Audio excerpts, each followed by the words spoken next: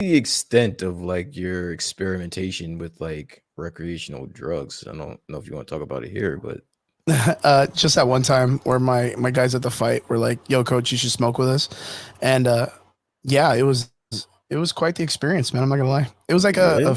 like a loss of not consciousness. I wouldn't say I like pass out or anything, but I kept forgetting like every like 1 or 2 Consciousness? minutes.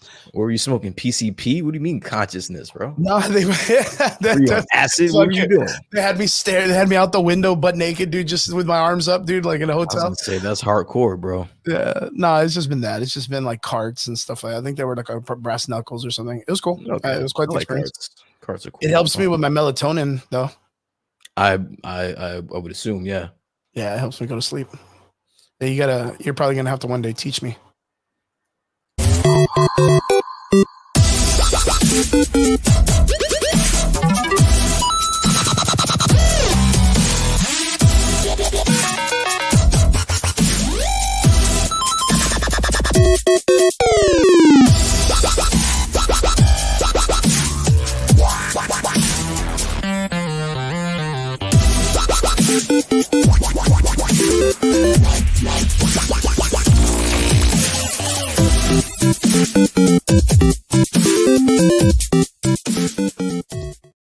What's up? Welcome back. It's Sunday night. You're here with the Average Boys podcast. It's your boy Crispy, and I am here with one of my OG co-hosts. Actually, now usually it's like David or Nico. Sometimes Michael Bedencourt when he's around, but like I got Brian in the house. He's off work today. Brian D from New Jersey. What is up, my Yes, dude? sir, yes, sir. You know what? We should get all these guys on for like one big show. One Like I big think that show. would be cool. I think that would be an awesome idea. It's really crazy because like Mark from the Chew New podcast has been trying to set up like a huge show. David's trying to go at it too. And we're just trying to get all these people. I think just scheduling because like we had, Mark and Chew, right, from Chew New podcast. Yeah. And then we've had Del Guzman, which is from the comic menu. We've had a pretty good cast of characters come in and help us out these last couple of years and jump in and become really good friends with and have some conversations. Adding new to the cut, Nico Cantu now. We were just hanging out yesterday at United Collectors Expo. He was out there. He had a good show. He was out there selling, man. He did way better than a lot of us. So he was out there putting it on. And Yeah, I'll shine you, huh?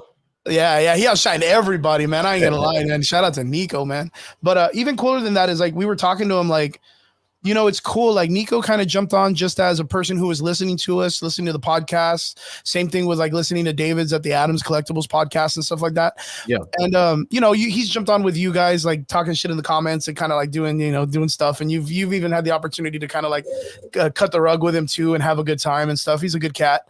Yeah. And we were telling him like, hey man, like if you ever decide to do your own podcast too, like I think it'd be pretty good. He has a pretty good voice. He carries himself very well online. Like, so we're kind of encouraging him. So he's been kind of like, hey man, I was really thinking about it like yesterday. And, we may end up getting a cool, Nico Cantu show coming up soon, man. So that would be dope. It'd be pretty That cool. would be dope. And I told him like, hey man, we'd be about it. And I was kind of telling him the rundown, like here in the Valley, like when it comes to like podcasting and stuff, a lot of people cover like, the music scene or like the car scene or like it's literally a lot of the music scene. Mm-hmm. And then other than that, people jump into like the horror or conspiracy style podcastings. And like with us at the Average Boys, like we were one of the first people that brought in like a really big, like nerd centric podcast. And then we had a couple of people follow us in that nature too. So, the nerd scene is kind of like picking up fairly well down here when it comes to podcasting. And I was kind of like, so what is it like that you would want to be into?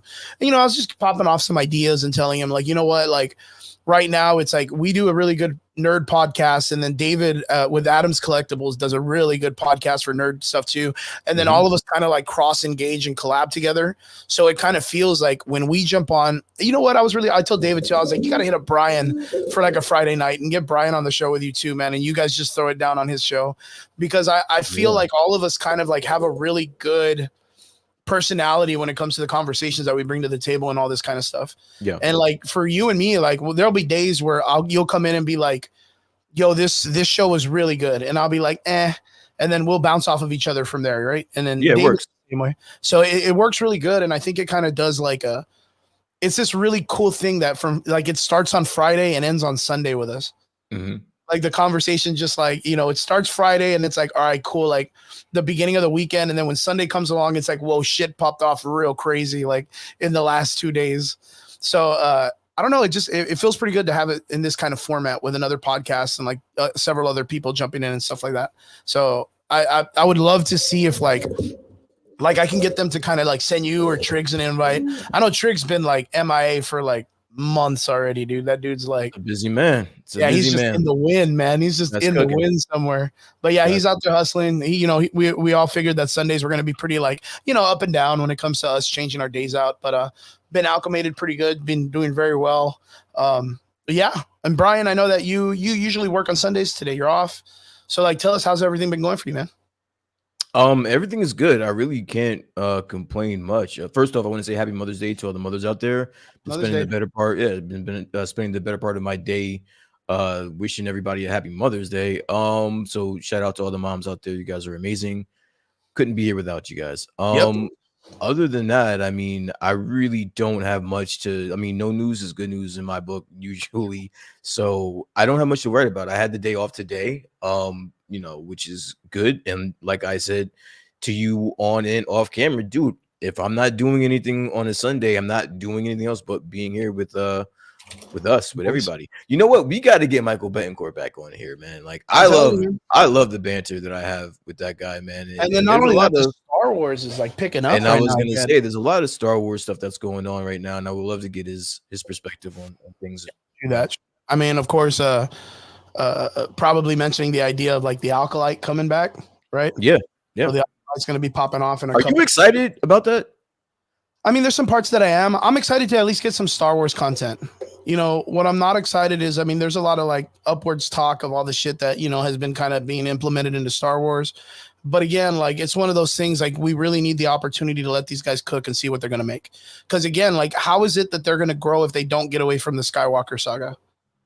You know what I mean? Like that's my thing. Like we've talked about it before where we've always wanted this idea for them to move away from that. You know keep what I mean? saying Like that, but it's not. They can't. They're in a situation. It's not hard. It's impossible. They can't. They have to stick with it. If they're going to continue down this Rey path, I mean, it's still kind of hand in hand with it's still hand in hand with the Skywalker saga and stuff like that. Saga and all that stuff. But yeah, man, I mean, it's kind of impossible. They have to stick to it. Derpy, welcome to the show. And yes, we did went by and visited. Well, I went by and visited my mom, and Brian just said like he's been telling moms Happy Mother's Day all day. Yeah, all the moms. All of them. We love you, moms. Yeah. We love you. But yeah, that's absolutely correct. But with the Alkalite show, this is going to deal with, I think it said like 30 years before the prequels. Mm-hmm, so we're looking at like the cusp end of the High Republic era. And it's like, we may see some characters in their younger ages from the prequels, which I'm kind of hoping that they do. Like they kind of like mend it into the prequels a little bit. So I mean, we may see at the base of this, yeah, we're looking for like a good story, but I was gonna say, yeah, I think Derby is right because you said 30. Closer to 100. I thought it was like 30 or 40 years above it. Yeah, that didn't sound right. It is something around like 100, but I was gonna say, that just kind of like threw me off a little bit. But yeah, I'm kind of excited. You know what? I remember what I was gonna say. So, I think that's what everyone is looking forward to is just like the cameos and the younger versions of our favorite Jedi and Sith lords and all that stuff. So like, yeah, the story is gonna have to be good, but you're also gonna have to throw that in there to satisfy people. Because I was gonna say, like, I thought this series was based in the High Republic era, which was hundreds of years before the Skywalker saga or whatnot, right? Which is the run of the Jedi or whatnot. When they became like the higher, they weren't like the white robes and gold aesthetic. They were more monkish, like a religious sect, right? But if I'm not mistaken, I think this being that it's part of like one of the comic book eras, the High Republic comic book, I thought it was at the very end of it, which was like a 50 to 40 year gap between that. Like I thought it was like, I know that the High Republic was like years before and it was a reign, but I wanted to say it was like at the very end, a couple of like you said, like maybe it's within 100 years, maybe. But I was going to say like, what are the odds we get like a child or like a high school variation of like Emperor Palpatine? You know what I mean? Like him kind of like show his teeth kind of thing, right? Like it'd be pretty cool if we got it. Like, I mean, of course, Yoda should somewhat be in there as a younger character. I was Yoda's gonna like say what, the one that makes sense the most is probably Yoda because Yoda. that guy's hundreds of years old. Mhm. Palpatine, 100 years old. He still might still be a little bit older because I don't know how old that guy is, but Yeah, yeah, Yoda for sure. I'm pretty excited to see what they're gonna do. But of course, like there's always talks. From what I've heard, I don't know if you've like kind of like dwelled into the news of the show, but it's gonna be about like two twins. One of them's good and bad. One of them might be the Sith. A lot of people are talking bad about the mask that they showed of the Sith character with teeth, like with a smiley face. Like, That's gonna be there's a lot. I don't think it's a bad design. What the only thing I'm scared of is that they take ideas from like the Legends characters and just give them to like these random characters no one cares about. Like there was like there's a character, I forgot his name off the top of my head, but there was one of them that was like a character that wore he had a helmet, full helmet. I just forgot their name off the top of my head. I can't believe I forgot it. But they were a part of the Force. Like they were just a creature created out of a ripple in the Force. okay. And the same thing with the twins. That was from Knights of the Old Republic. That was the two boy twins that one of them becomes a Sith, one of them becomes a Jedi or whatnot. Jedi. I'm kind of like, I just don't want them to like regurgitate assets like that and just give it to these random characters just to like, oh, look at us. Like, this is a cool idea. Look at what we created. And then try to take that as like their own, like, oh, look at my original idea. And they're just taking shit and fucking messing it up. You know what I mean? I don't. I understand what you're saying, but I don't think that's fair because Marvel does it all the time. Like, Oh, yeah. Disney Well, I mean, take- but that's Marvel's. and we love them for it, and we love them for it. So that's not fair. Like, I get it. It's easy to shit on Star Wars and pick and nit and like pick and choose whatever we want to nitpick at that specific time. But it's not. That's not something that's going to turn me away from it. Like, as long as they do it in a way that's interesting and in a way that's entertaining, I'm all for it. You can't knock Star Wars for doing that when Marvel does it. When Marvel does it all the time. Every movie. Yeah. Derpy says, I'll judge it when it drops, but when the trailer's writing has me not as hyped as for it. With the clip I saw in theaters from the Phantom Menace, got me more optimistic because the choreography action was pretty cool. Yeah, they're starting to implement a lot more of like the martial arts stuff, right? Like they're kind of like coasting that with like a lot of like the wire fu, I guess, which has been not as seen in Star Wars. I would say it was pretty cool with Donnie Yen's character when he came in Rogue One. They added like a little bit of the wire fu, right? Well, kind of, but it was short lived, right? But I was gonna say that it even predates that. I think if you go all the way back to the prequels, it was heavily influenced by martial arts. So, well, yeah, the more of the spinning and like the acrobatic sequences, or even just the saber fights have been the saber fighting. Yeah, it's been, like I said, it's been around for a very long time. Yeah. I'm kind of excited to see it. I mean, the action sequences look pretty good, and yeah, like I said, it's just I want something fresh. I want something new, and for them to be going off of like away from the Skywalker saga from so many years before, like I'm pretty cool with that, man. I'm pretty cool. I don't know what to expect, so yeah, that makes it a little bit cooler, I guess, making it not expectable or whatever. But yeah. That'll be Alkalite, and now we're gonna go into our regular conversations, my man. That wasn't even on the docket yet. Yeah, that wasn't even on the fucking talking point, but that was cool though, man. First thing we're gonna talk about. See, you know what? I like that. I like that back and forth. I like that back and forth because it shows that we can have a dialogue about Star Wars and not be toxic as fuck. And not be toxic as fuck. Yeah, it can happen. Like it can be done. Check out who made the show today, man. Check out who made it into the show. All right. What up? Word up, Nico, man. How'd it go, man? Hey, what's up, Chris? What's going on? How's it going? You made it out. You got to go hang out with your family. Happy Mother's Day to your family. Yeah, man. I was hanging out with the in-laws right now. Since she's real sick, she's got the whole cancer thing going on. My girl wanted to go spend some time with her. So I told you and I told David, just let Chris know I'm gonna be running a little late.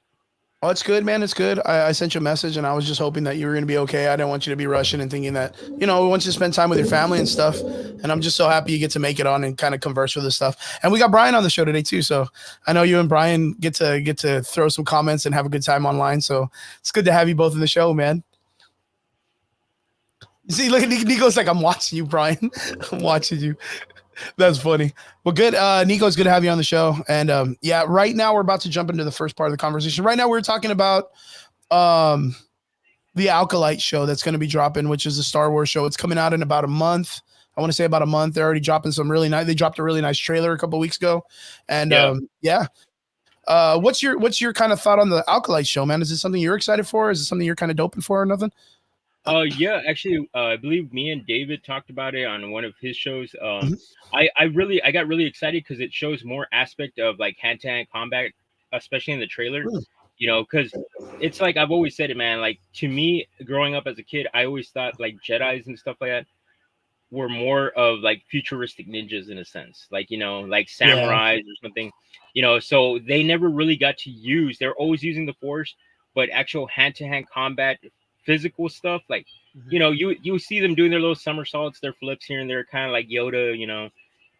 But yeah, dude, like the whole hand-to-hand is completely different. I think it's going to be something that, you know, like something new, something that we're not really used to seeing in, especially in Star Wars. Like, you know, we're always seeing the laser guns, the lightsaber battles, you know, stuff like that. But when it came to actual physical contact, it wasn't really much to do. Like, I don't know. I'm excited for it. It looks pretty good. Yeah, we were just talking. Actually, we were just covering the same concepts. I was talking about how they're implementing more of like the martial arts style fight scenes, the wire fu and all that stuff. And yeah, it's pretty much. And Brian made a good comment too, saying that like, well, you know, it's been pretty prevalent that the fight scenes have changed to a little bit more of like that, you know, that flair and that pizzazz ever since the prequels. Because we remember back in the day when they had the original trilogy, you know, George Lucas was very serious about it being just very direct, very like very knights style fighting. And then when the prequels came along is when they started to add like the whole flair of the spinning sabers and doing a lot of that stuff. They brought in Ray Parks. Dude, I remember as a young teenager going to the theater, and it was the premiere. Dude, everybody was in cosplay. You had Wookiees there. You had Jedis. You had Stormtroopers. Always, man. Yeah, dude.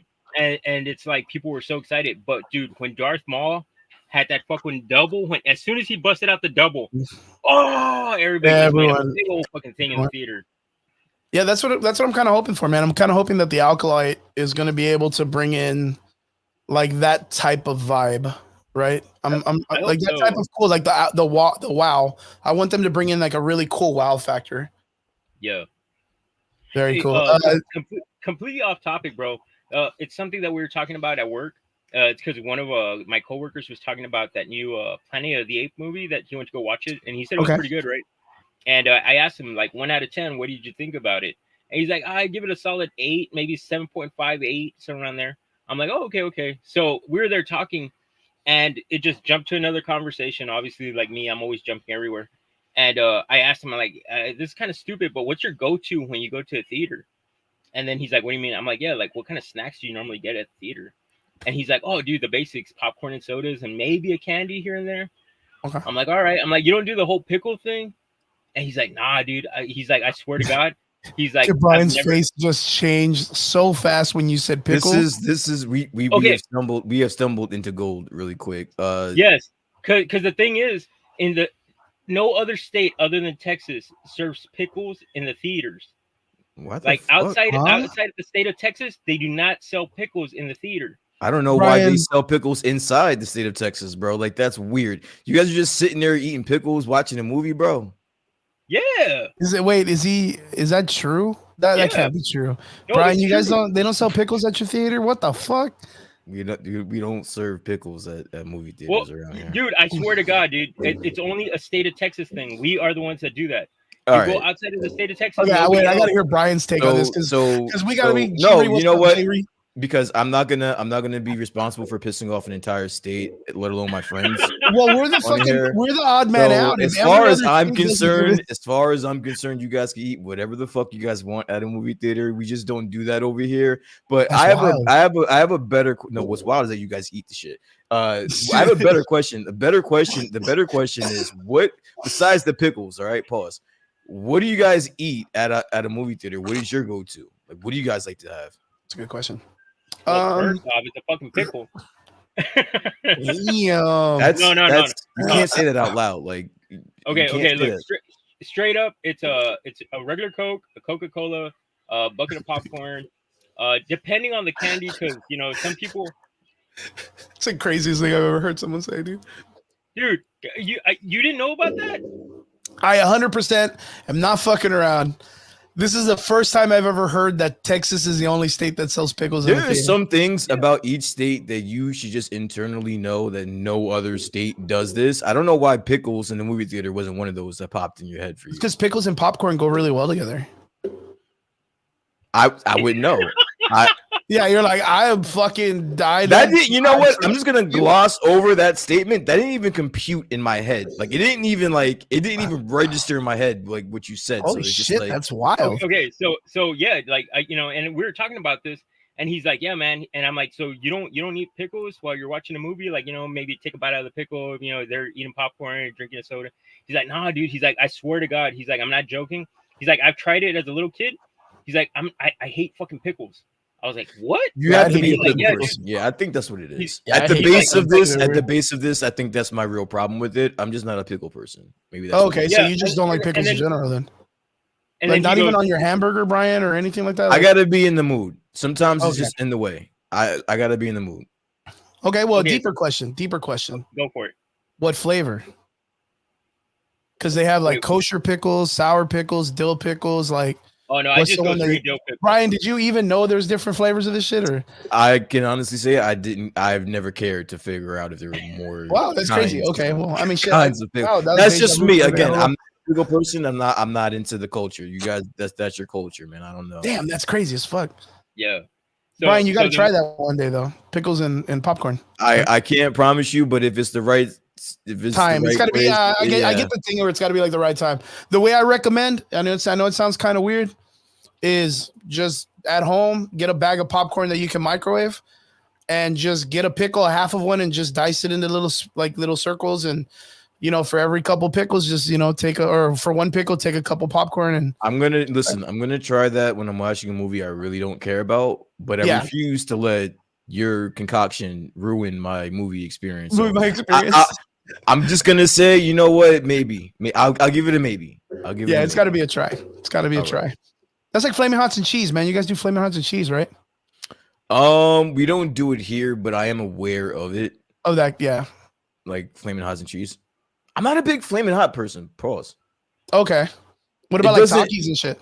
See, I'm not a big Taki person. I'm not a big Flaming Cheeto. I think it tastes weird. It tastes like wax to me. Wax? Damn. Yeah. Do you eat a lot of like hot shit though? What do you all right, so let me ask you a question. When someone says describe a flavor to me, like you can get pretty creative, right? You can get really creative with certain foods and things. What the fuck does a flaming hot Cheeto taste like? Describe it to me. It just tastes like a picante salt with a Cheeto. Like something like a salty, like a spicy salty like chip, I guess. It's hard. I mean, anything. Like if you were like, if I'd never had one and you just explained that to me right now, I would still have like, no idea what the fuck a flaming hot Cheeto tastes like. Yeah, but I could do the same thing and say, explain the taste of an apple. Like you just can't explain flavor. It's just a weird fucking thing to express. I think I would fare better explaining what an apple tastes like as opposed to what a flaming hot Cheeto. It tastes like red number 5 that you can get. It tastes like fucking chemicals, dude. It tastes like something you could start a. That's what it tastes like. It tastes like wax and chemicals, dude. Like that, I swear. I understand that though. I don't know why that's embedded in my head, but when I've tried them before plenty of times just to be cool and say, hey, I like flaming hot Cheetos and shit like that. But when I eat them, it just tastes weird to me. That's just me. Like you just have to be in the mode, right? You have to be in the mood for them, and like even with that, like sometimes you don't even finish a whole bag or some shit. Right? We are definitely way the fuck off topic. I think I can put that on all three of us on that one. We all participated. Okay, in that so just so I could finish this quick story. Yeah, so go ahead. I'm asking about the guy, right? And I'm like, what do you mean? He's like, oh, dude, I swear I haven't had an actual pickle like since I was small. And he's like, and I don't know what it was. He's like, I just didn't like it. I'm like, so you don't eat it in sandwiches, hamburgers, nothing like that? He's like, I would prefer not to. He's like, I don't know. He's like, sometimes they're a little too sour. They're, it's got to be the right. I understand this guy. Yeah, and then I'm like, so like an actual pickle in the theater, like where you grab it from the jar, they give it to you in a little paper, and then you kind of go in there and eat it. He's like, nah, dude. He's like, just the texture. And he started describing it, but he described it really odd, like in a sexual sense. He's like, no. it's girthy.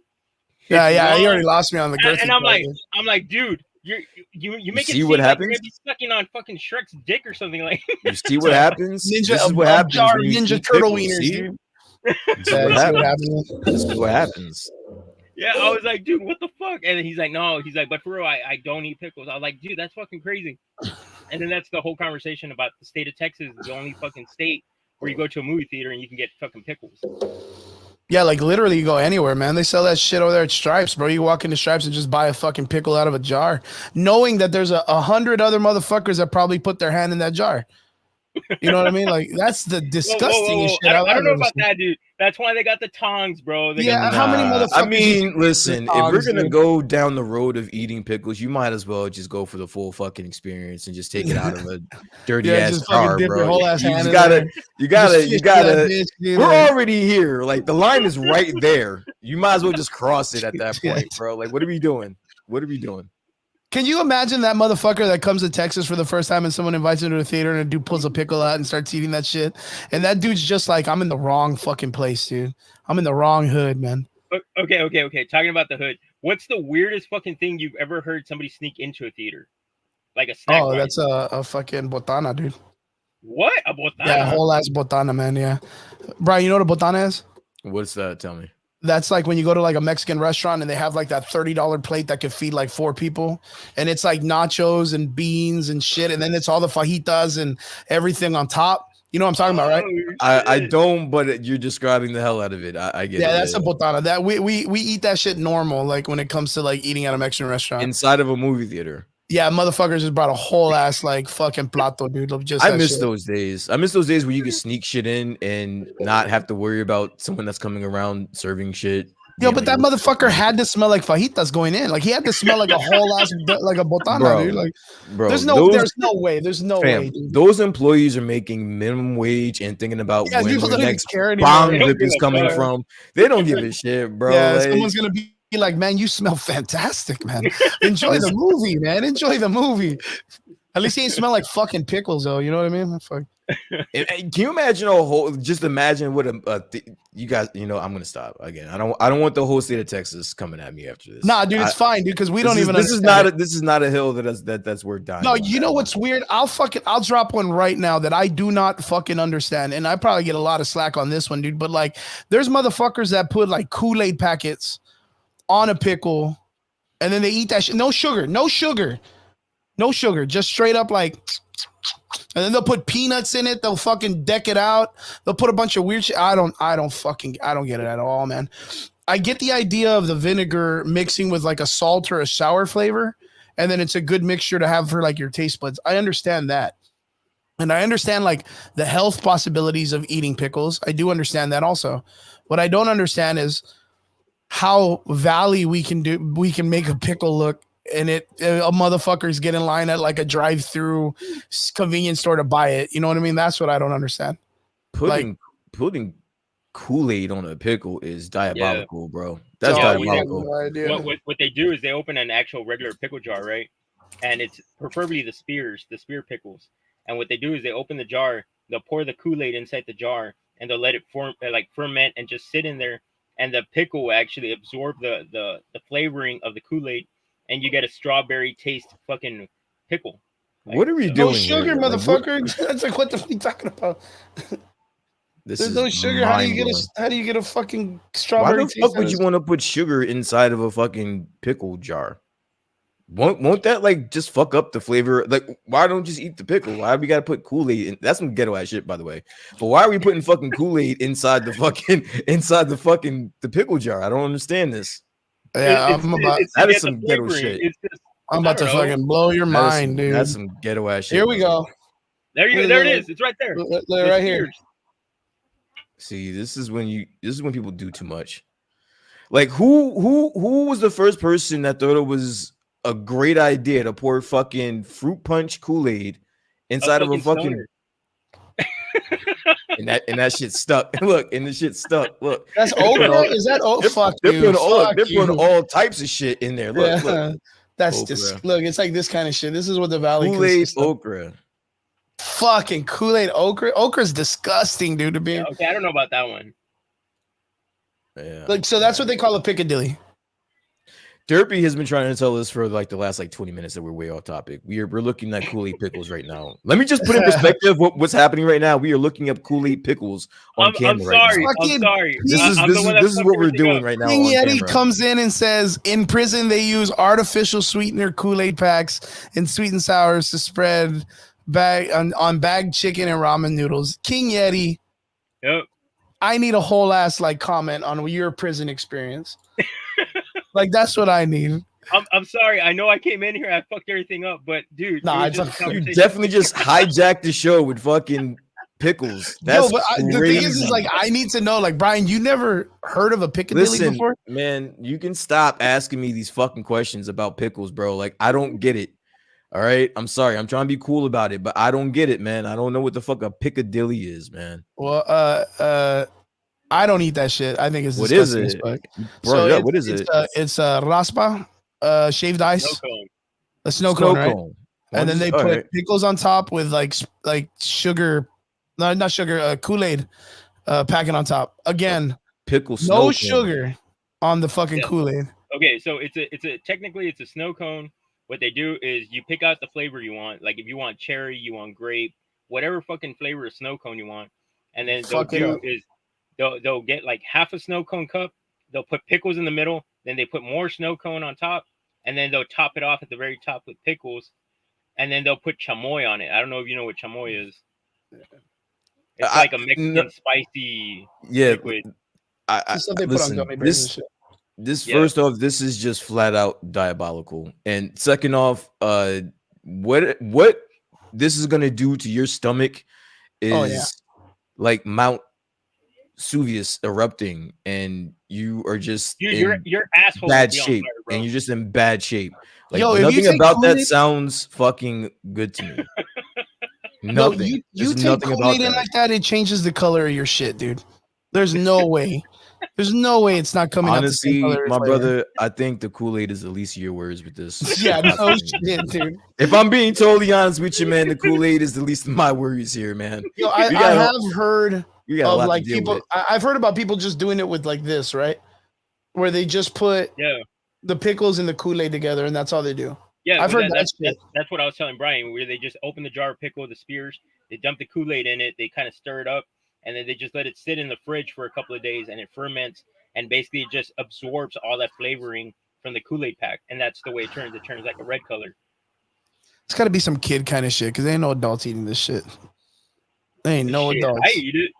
No, don't tell me that, Nico. That's gross. Hell man. yeah. No, my little kids are like, hey, let's try this. I'm like, all right. You're just being drug along by those little diabolical kids, man. Dude, man. They're trying to mess your stomach up, man. Well, I'm not gonna lie, it fucks with you after a while. Like after you eat too many of them, yeah. Pickle hour, everyone, derpy, dude. Nico did call it. Well, actually, Nico visited his mom. Yeah, so the derpy's asking. I want to know if Nico called his mom today, and we're talking about pickles. Yeah, he went to go visit his mom, so it's good. All right, boys, enough pickle talk and Piccadilly and all that shit. I don't want to gross Brian out or give him nightmares, man. I don't need him thinking about this shit. I'm gonna just go to New York and open up a fucking Piccadilly stand, dude. I'm gonna fuck everybody. The only thing that's freaking me out is the damage you're doing to your fucking stomach with that bullshit. That's it. I do not eat that shit worth a fuck. You guys can have at it. Yeah, John, what's up in Corpus Christi? How you doing, brother? John knows what a Piccadilly is in Corpus. Fucking Corpus is literally just the valley cooler than us, you know what I mean? So he knows what it is, though. Oh, John, what's your take on Piccadillys in the comment section, man? Let us know. Let us know what you do. Let us know if you like that shit. Let's get this pickle talking trending. It's funny. All right, well, on to the first part of the conversation. Even cooler with John here because he's a huge DC fan. We got our first reveal of Superman's suit in a picture that just dropped this past week. Boys, what do you think of the new Superman costume? Superman suit. I'm not gonna lie, I don't even think I've seen it. No way. Well, you gotta look it up really quick. I'll go first. I'm gonna drop it. I'm gonna open this up right now. But what do you? Okay, so Brian, you've seen it. I've seen it. Yeah, there we go. It's right here. Boom. Yeah. So this just dropped last week. James Gunn dropped his first reveal of what Superman is going to look like. And needless to say, it's had Twitter and basically every other social media on fire. It's been the talk for the entire day. And listen, I'm gonna reserve judgment until I see this movie. This thing is gonna, as of right now, everyone is dogpiling on this shit, and I have to at some point. I'm gonna back off, and I'm just gonna let James Gunn cook, and whatever he puts out, I'll watch and grade it on my own. Yeah, well, I gotta know, like, what are people saying about it? I don't get what I don't get what they get from a picture. You know what I mean? I honestly think if I could have given James Gunn some advice, and mind you, I don't know shit about shit, I probably would have told him to wait closer to the time the movie dropped before he did this. Yeah. Because if somebody doesn't like this, that's a long time for them to not like this. You know what I'm saying? But like, my thing is like, okay, what's there not to like? I mean, it's got it's the obvious, Chris, and even casual comic book or superhero fans could tell you what people would have wrong with this. Like it's the fitting. A lot of people have been talking about the fitting. A lot of people have been talking about the cape. The cape. It's so weird how nitpicky people can be, like, early on, or just when they hate something. Because I feel like people shit on this because they hate it. Because there would be nothing different, this guy doing it or a cosplayer, if he made this costume. If a cosplayer did it and it was just a dude, it would get a million likes and people would be like, whoa, what a talent. But since this is a dude that took over Henry Cavill's job, I think people are just shitting on it. I don't think that's what it is. Although I do think there are going to be some Henry Cavill stands that are going to just not like it. But I think that the fact that there's been so many iterations of this particular character that we have grown accustomed to what he's supposed to look like. And there's going to be and I'm certain James Gunn knows this and anticipated this. But people are going to have their perspective on what Superman looks like. And some people were saying that this isn't it. So personally, I don't care. Derpy made a really good comment, and that's what I kind of feel like it's mainly about. Is like a lot of people have memed the background, which that James Gunn put it in just as this is Superman, like there's action in the back, kind of giving him like an Easter egg, like maybe it's going to be Brainiac, or something like that. But like, yeah, but does Superman like pickles though? Does he? You think that is definitely right under kryptonite? Yeah, that's got to be right under there. I do feel like the background is a little silly because it's like, why would Superman be at home taking his boots off or on, while there's like some dude fucking up the city in the background and he's not a part of it. You know what I mean? I saw the one where they mashed this picture and then Wanda from WandaVision getting out of the bed and shit. Like, I saw that one today and I was that she was fucking awesome.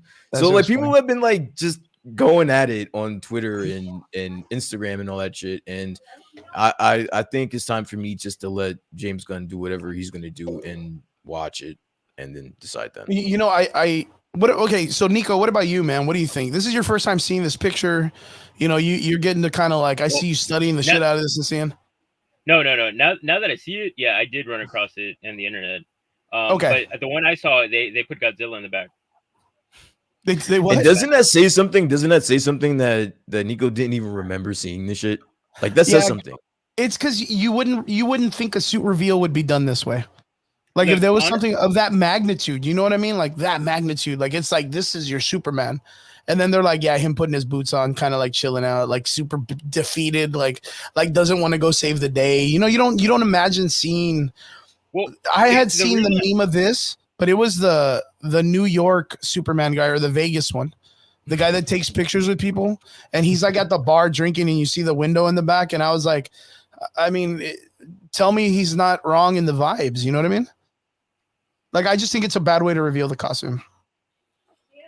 Maybe it's like, how would you? What would you suggest he do then? I don't mind the reveal, and I don't mind it coming out this way. I think it's actually dope. I think it's very in the now, if anything. But why? What would you have done different? You know, I'm not even gonna lie. I probably would have just done like a behind the scenes of him like on set. I would have preferred that than like a photo shoot. Because a photo shoot, you would want to be like where Superman is like in the air, expanded, you know, chest out, being heroic as the way you normally see him. I think us seeing him in this nature makes him more, you know, relaxed, relative. That, you know, that's why like even Nico, being a fan of comic books, saw this and he just glanced over it and didn't even care. Dude, It looks like I a was, cosplayer. I'm not gonna bullshit. Exactly that. I'm not gonna bullshit. I seriously thought, like, as you're scrolling through your phone, you're just seeing a bunch of fucking feeds of random shit. I seriously thought it was just a cosplayer shoot, like, you know, just like, because the background. I'm sorry, but the background looks like crap. Like visually, it looks like shit. So I seriously thought it was a cosplayer. He thought he was a Fucking just doing a cosplay photo shoot. page. Yeah, Yeah, dude. I exactly. mean, he ain't That's wrong, man. You know, crazy. dude, I swear to God. And now that I saw it, I'm like, wait a minute, I've seen this shit. Okay, now Jeremy.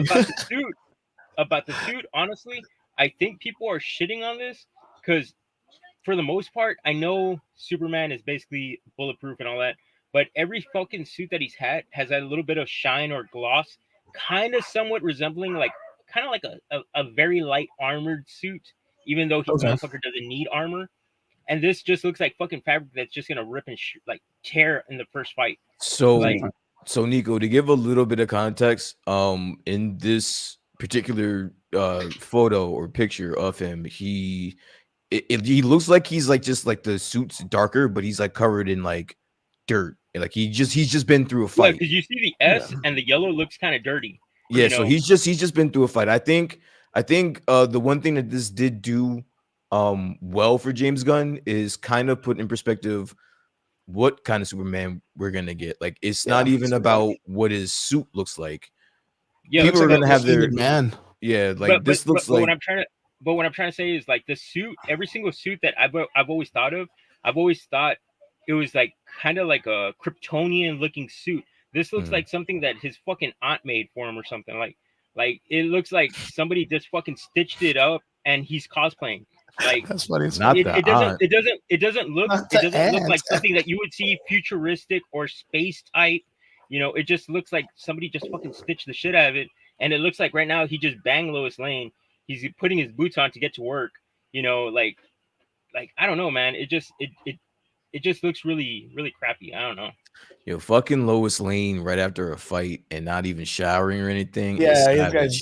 That's this guy's a savage, bro. dude. This guy's a fucking Dude, savage, that's straight bro. up Superman shit right there, bro. Yo, straight though, I'm gonna tell you, like the vibe I get from this though is this looks like a defeated man. This looks like a He looks tired. like he's had a long day. He looks Yeah, like he's definitely done with the bullshit today. Yeah, he looks like. I mean, in this picture, it looks like yes, there's something going on in the back, and he's putting his boots back on because he knows he goes out there or has to go back out there. But you could tell by like his clothing that he's like tethered. He's tired. You know, I think we might get a very compelling. You know, yeah, like Carlos said, looks like he was taking a mental health day and it just got cut short. You know what I mean? Yeah. Yeah, there's something about it. There's a lot of story to tell in this thing, and again, I'm not a big fan of like the weird globe in the background. It looks a little silly. It looks a little very Capca or very like Canva display of imaging in the back. Like it looks very like not aware or not a part of the shot. But yeah, I don't know how. I guess I don't know. I don't know how to say it. Goku in there. Yeah, Goku in the background. That's a Kaioken attack, dude. In the background, he's shooting Vegeta in the What do back. you think that is though in the background? Brainiac, 100% Brainiac. Yeah, I figure. And then Yeah. like there's a lot of people that have been dissecting the fuck out of this picture. Oh, And they were saying like there's like LexCorp back in the background. Like it's giving a lot in this, like it's telling you a lot in this picture. And of course anyone is just gonna talk about the fucking suit. But I think this movie might not be as bad as everyone's making it out to be, or it could be. So I'm just gonna reserve judgment, because I think that if I were to just talk and have a negative view about everything that comes out about this movie before it comes out, I'm probably not even gonna watch it at all. So yeah, no kidding. I'm probably just gonna Okay, so Derpy's over here putting some interesting things in the comment section. He has 3 theories of what the thing in the background could be. He says it could be Warworld, the Authority's ship, or Solaris. Solaris, I'm not all that caught up on. The Authority ship, I do understand more because sense. that's the group. Yeah. That makes a lot more sense. Warworld, I 100% doubt. 100% doubt. You know, I really think Darkseid's not gonna fucking, or not Darkseid, but what's his name? Mongol, the Warworld. If that's what I'm not mistaken, he's like in charge of that gladiatorial area. I don't think it's gonna be that. Derby says it's not Brainiac. The only reason why I would consider it to be Brainiac is because of the coloring scheme. The green goes very, very, very popular with how they use his power set to be pink. That's the only thing. David says, fuck Superman. All right. Straight up. Short And sweet. Carlos, our boy Carlos in the comment section says, could be underselling it until the true reveal, like during the trailer of the movie premiere. Yeah, I 100% believe that too. Brainiac's always been this weird undertoned character in all the movies. You go back to Man of Steel, or was it Man of Steel, right? Where they were gonna change the Earth engine or whatever. They had the Earth engine doing all that shit. In the Earth engine, you could see like the 3 circles with the line between them would represents Brainiac's symbol. Like, you know, it's kind of always been there, but he's never been the villain. It's always been Lex Luthor. So I think James Gunn 100% would want to use Brainiac as some type of like Ultron, like Age of Ultron. At first, he's like helping him because he's like a Kryptonian robot or a AI, and then it turns into like this. I was gonna literally right before Derpy said that, I was gonna say like I kind of have. I don't think that could be Brainiac. Not in the fucking first movie, bro. Like you can't of course not. Yeah, not in the throw first movie. Brainiac in the first fucking movie, bro. Like that would just be a waste. Well, I think it would be one of those things. Like I said, it'd be like an Age of Ultron. Like at first, he's like a helpful AI. Maybe like the Kryptonian AI. I think they've used that before in one of the animated series, and then later on with the idea of the almost like the that one character that's in the Man of Steel series. I forgot his fucking name, but he's the one that has to like preserve the Kryptonian lineage. Okay. He's like this dude that wears sunglasses. He was part of like when Superman died. I forgot his name, but I believe they could do that with Brainiac, where he was like in charge of protecting the Kryptonians, and since Superman is like the only one left, he wants to like take him into custody no matter what, and stuff. Like I don't know. There's always these weird tropes, but I do like the idea that it could be the Authority ship. Like because the fact is like he's supposed to be bringing in, but do you think, okay, let me ask Derpy in the comment section. Do you think the reason why it would be the Authority ship is because they're going to fight Superman? Or are they going to introduce the Authority in the sense of like they did in the comics where they were like these kind of like weird, the boys heroes, and Superman brought them in during the All-Star Superman series? So that's the only thing I don't get why it would be the ship. But I don't know. I kind of dig the costume. And for me, the costume correlates a lot to the old school cartoon of Superman. This one. It reminds me a lot of like this old school cartoon. Mm-hmm. Like this one. And it was very derpy too back in the day if you go back.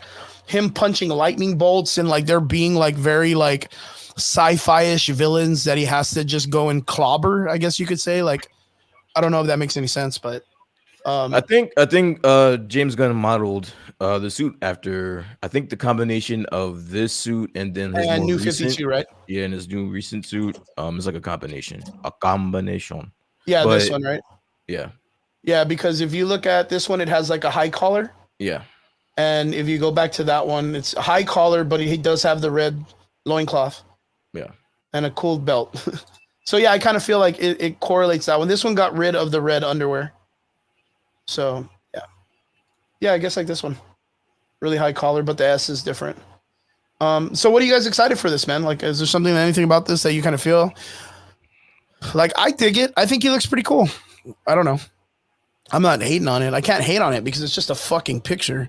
You know what I mean? Like, there's nothing I can get out of this other than just seeing a suit. You know what? I don't know if I necessarily like it. I don't hate it. But I'm not gonna let it determine whether or not or how I feel about this, what I'm about to watch. So whatever. So you're what would you rate the suit then? Just in your opinion, Brian? Being that this is probably the most change or most we've seen of any superhero, I would have to put this suit at the bottom of it. Okay. Right now, I don't know how it's gonna look. Yeah, I don't know how it's gonna look later Like a on. 6 out of 10. I probably give it like a 5, 6, Yeah, like middle. 5, 6, maybe. Yeah. If I was gonna judge it. So okay, well yeah, 5, 6. Same thing with Nico, 5, 6. For me, it's one of those things like the costumes ain't gonna make or break me. Like I know it's Superman, I just don't give a shit how they make him look. It's the story that'll probably like, when it starts dropping trailers and all that shit, I'll probably be a little bit more in tune to it. But the costume, I don't give a fuck about. I expected him to wear a fucking costume. You know what I mean? Yeah. The underwear inside or outside don't bother me too much. So yeah. So alrighty, boys, let's go on to the next subject. What kind of gives us a little bit more of a talking point. Recently, Marvel. The sad part is, I think we spoke about the pickle longer than fucking Superman. Yeah, that's why. Yeah, even someone in the comment section was like, "Yo, does he like pickles?" Man, fuck, dude. DC just gets shit on it. Actually, as a matter of fact, it's talking the whole that Superman shit. Like, I'm sorry, but I don't give a fuck about Superman. Like, am I gonna watch it? Yeah, I'll probably fucking watch it because it's gonna be something entertaining. But it didn't give me that wow factor. Like, it was just like, man. Like I said, I swear to God, I seriously thought I just saw a fucking cosplay picture and just like, whatever. I just kept scrolling through it. Like, I didn't even know it was a fucking review. That's crazy, man. To me, that's crazy that people if Nico saw it that way, like there's probably thousands of people that saw it the same way. Yeah, I didn't think it was a big hype when I saw it either. I was just like, oh, okay, cool, like a costume, whatever. I just honestly thought it would have gotten more. I think I heard people talk about it that one, like the first day, and then that was it. I don't think anybody else even like really talked about it. Like, tell me if you don't think I'm wrong about this, but do you think, like, I don't even think like Esquire or GQ would release a picture like this. It just looks too boring. I don't know. What do you think? What do you think? I don't know if it looks boring. I think it looks. I'm intrigued. I'm interested in it, but because usually when a film is about to release some interesting conversation or some parts of the show, they'll release it on GQ or they'll release it on Esquire. Right? I mean, we've seen the articles, fucking Wolverine, Deadpool, or the X-Men 97, or everybody gets released on Esquire in some way. Yeah, but do you think this would be a picture in there? No, I think they would have switched it up. It's like you said, Superman's fucking iconic. He's one of the most iconic heroes out there. It's like you said, they probably would have given him a more heroic pose. Yeah. Because it's basically like he's the good guy. He's known as the hero of all heroes in a sense. Like, he's always the righteous one and doing all this crap. So I seriously think they would give him a little bit more of a heroic pose to it. But the reveal, that was a really crappy reveal, man. Like, I seriously think they could have done it way better. If anything, I would have done maybe a countdown just to kind of do a reveal, like, 3 days for the reveal, 2 days, 1 day, and then the day of, like, give us like the front, the back, like, something, even if it was even like concept art or just like sketches, or like you said, maybe on scene, like a little glimpse, just to kind of, from a distance, just kind of give us what more or less, like a teaser. But that was a shitty fucking photo. Well, Derpy says that he feels that James Gunn should have held it and released it to the public at Comic-Con. Brian, what do you think of that? I think that makes sense, but Comic-Con is mostly for like trailers and things like that. But you're right, like that would have been way better than the way that he did it, and I think it would have. Right? I think it would have gotten a better reception. Yeah. Oddly enough, if he would have went that route, so I understand where that's coming from. Good call, Derpy. Good call. And I think Derpy kind of puts it out there, like we all think, like even though good or bad or whatever, we're all gonna probably see this film no matter what. He's pushing it, though. Yeah, I mean, I don't know, man. It's just like we haven't gotten anything DC in a long time, man. He's pushing it. Like, do you remember? Okay, I even told you guys this. Like, I knew Black Adam 2 was gonna suck. It didn't suck. Well, I didn't think Black Adam did not suck. Yeah, I didn't think it was. Shazam 2. I'm sorry. Yeah, you're wrong. I was wrong. No, Shazam 2. When they released Shazam 2, like, I knew it wasn't gonna be good. Like, there was a parts of me that I was just like, what am I doing, bro? But I still saw it in the theater because DC just doesn't get any wins, man. And I I'm out there trying. At least give them some money, like, give them a little meal at the end of the day. Like, hey, man, here's some change. Get a burrito or whatever. Like, but they don't have that type of real estate with people in their face. Yeah. They don't have that room. Marvel has that area to where they can fuck up for 5 years, and will still be okay. DC doesn't have that real estate with people. They don't have that trust. So why should they get rewarded for putting out fucking trash? Trash, yeah, right? Yeah, trash. Yeah, just space fade. Just why should they get rewarded? Going to the aspect of Marvel with a bunch of fuck ups and all that other stuff. Oh god. Apparently, The Rock's been in talks for Marvel, man. So, how do you guys feel about this?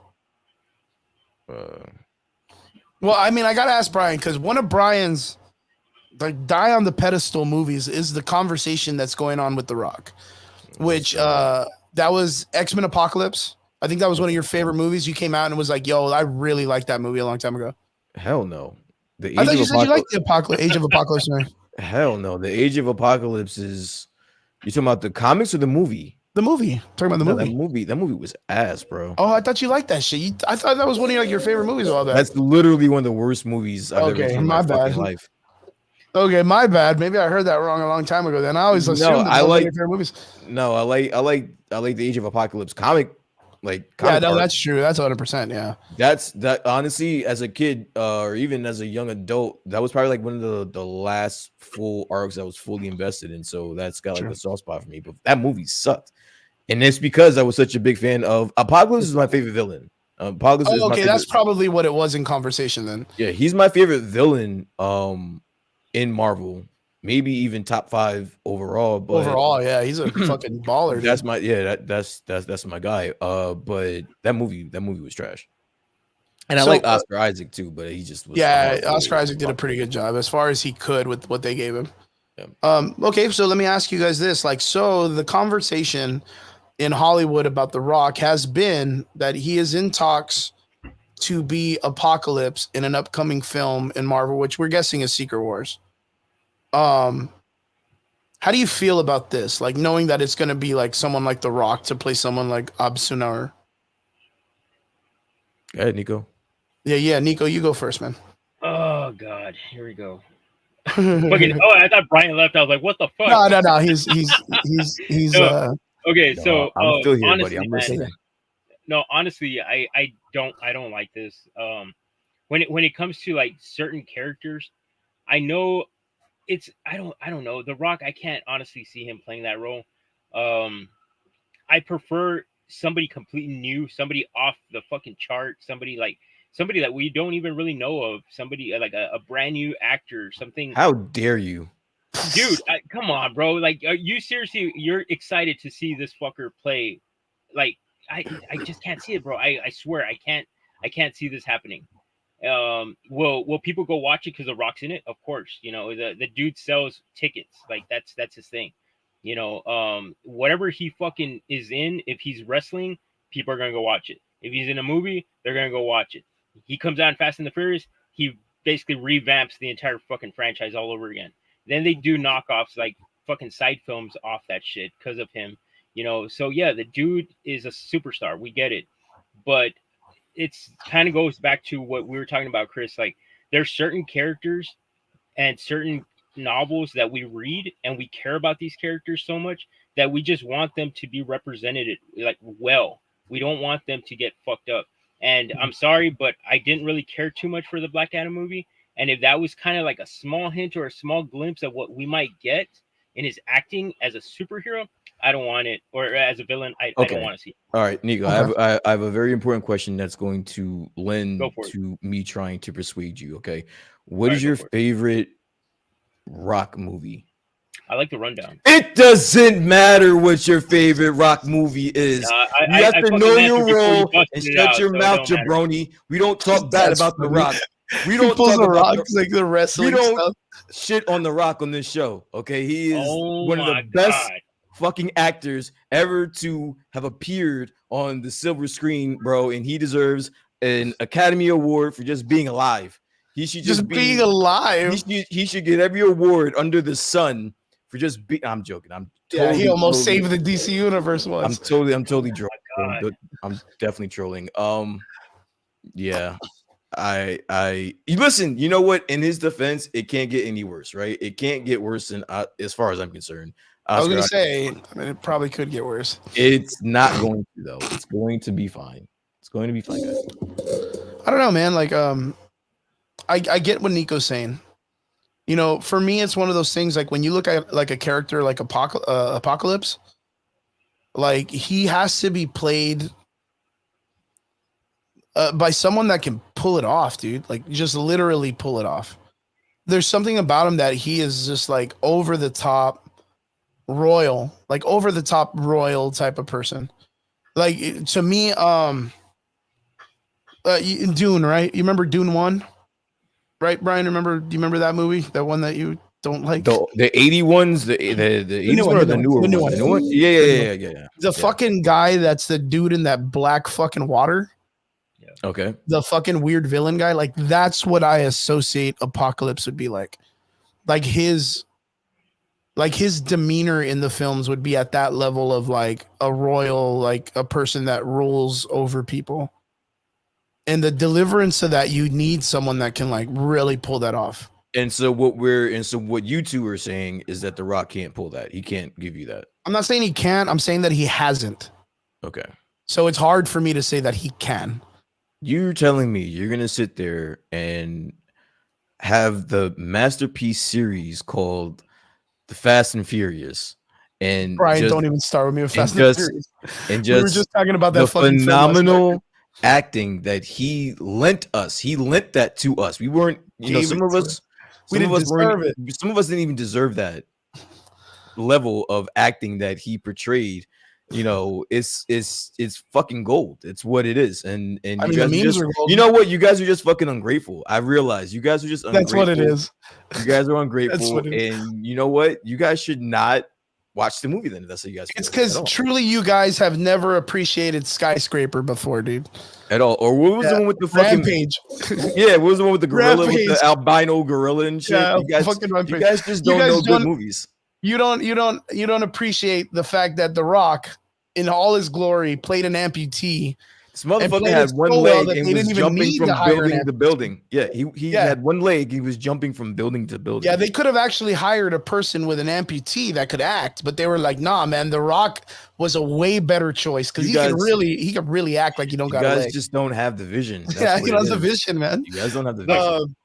But you know what? Like on a serious note, go ahead. Oh, sorry, go ahead. Go. Okay, so look, honestly, I'm not saying that the fucker can't pull it off, but it depends on how they pitch him the role. Whoever's gonna direct him and tell him how to act, how to portray this character, is gonna tell us a lot, dude. Like it's like what Chris is saying. Like there's a certain demeanor that this character has, and he has to they have to pitch it right so that he can know and understand how the character is. Because if you give somebody that, let's be honest, the motherfucker doesn't really read comic books. Like, he's one of those where he just probably reads a script and they're probably going to tell him, oh, he's kind of like real fancy. He's kind of, he's up here. He's almost God tier, and he kind of just runs with it. And if they don't have the balls to tell him, no, dude, that's not what we're looking for. Like it's a whole different demeanor. You got to change it. You got to drop it. You got to drop your tone and voice. You got to act a certain way. And if they don't have the balls to tell him this directly, and they just kind of give him the freedom to do what he thinks is right, he's gonna fuck it up. So this is my thing. Like all jokes aside, I think that kind of piggybacking off of what Nico was saying, the word on the street is that recently, and maybe his entire career, this guy has been a pain in the ass to work with, right? So he's just a pain in the ass. And if you think about it, every movie that he's been in, hasn't been that character. It's been Dwayne Johnson portraying that something character. Being named that character. He's literally the same person in every fucking movie, right? Even Black Adam, he was Dwayne Johnson playing Black Adam. Like it was fucking The Rock. I don't think he can take that approach with this if he decides to do it. And I'm kind of I feel better with him going with Marvel because I do think that Kevin Feige would kind of have utilize him nonsense. And not even that. I think that he would have a zero tolerance with him. Well, I think also like with the casting that they have, he's going to be around some of the top leading actors in the industry. So he'll be getting a lot of insight from a lot of people on how to do this correctly. Yo, this fucking Deadpool and Wolverine movie it's only going to buy them time. It's only buying them time at this point. So like you can't really like just continuously fail at the box office when you're getting like these big names like The Rock and everyone else that's been rumored to be a part of whatever various fucking movie or show. Like you don't have like people's. I don't think Bob Iger is really fucking around anymore with these assholes, and I think that everyone's job is up. And if you're not pulling your weight, you're not doing what you're saying that you're supposed to be doing, I think you're gonna get the fuck out of here. And I think Kevin Feige is included. So he doesn't have the luxury of hiring The Rock for an important character like Apocalypse and then just have him shit the bed. Like I don't think he can afford that. But okay, but that kind of falls back to, I think that's the whole reason he got The Rock, because he knows, like I said, the motherfucker sells tickets no matter what. So even if he shits on the bed on this one, he's gonna show, hey, well, we got the sales, didn't we? That's really what mattered to you guys. We did so much in the box office. That's kind of really what the whole fucking game is. That's what we're aiming for. You guys want asses on those seats. We got you those asses. We sold those fucking tickets. And with The Rock, whether you're a wrestling fan, whether you're a Marvel fan, he sells fucking tickets. And in regardless, that's I think the reason he got The Rock. Because in a way, it's you can't really go wrong, because if it's a shitty movie, you know you're still gonna make the sales. So it's a win-win technically for them. So I don't know. Not to get a little geeky, but I literally just watched a video, I want to say last week, and it was talking about how much studios need to make in order to be profitable from a movie. To be on float, right? To be above water. Or at least just to break even. And they have to make, being that these movies cost so much and they spend so much in marketing and advertising, they have to pull in like, I want to say like 3 or 4 times what their budget was.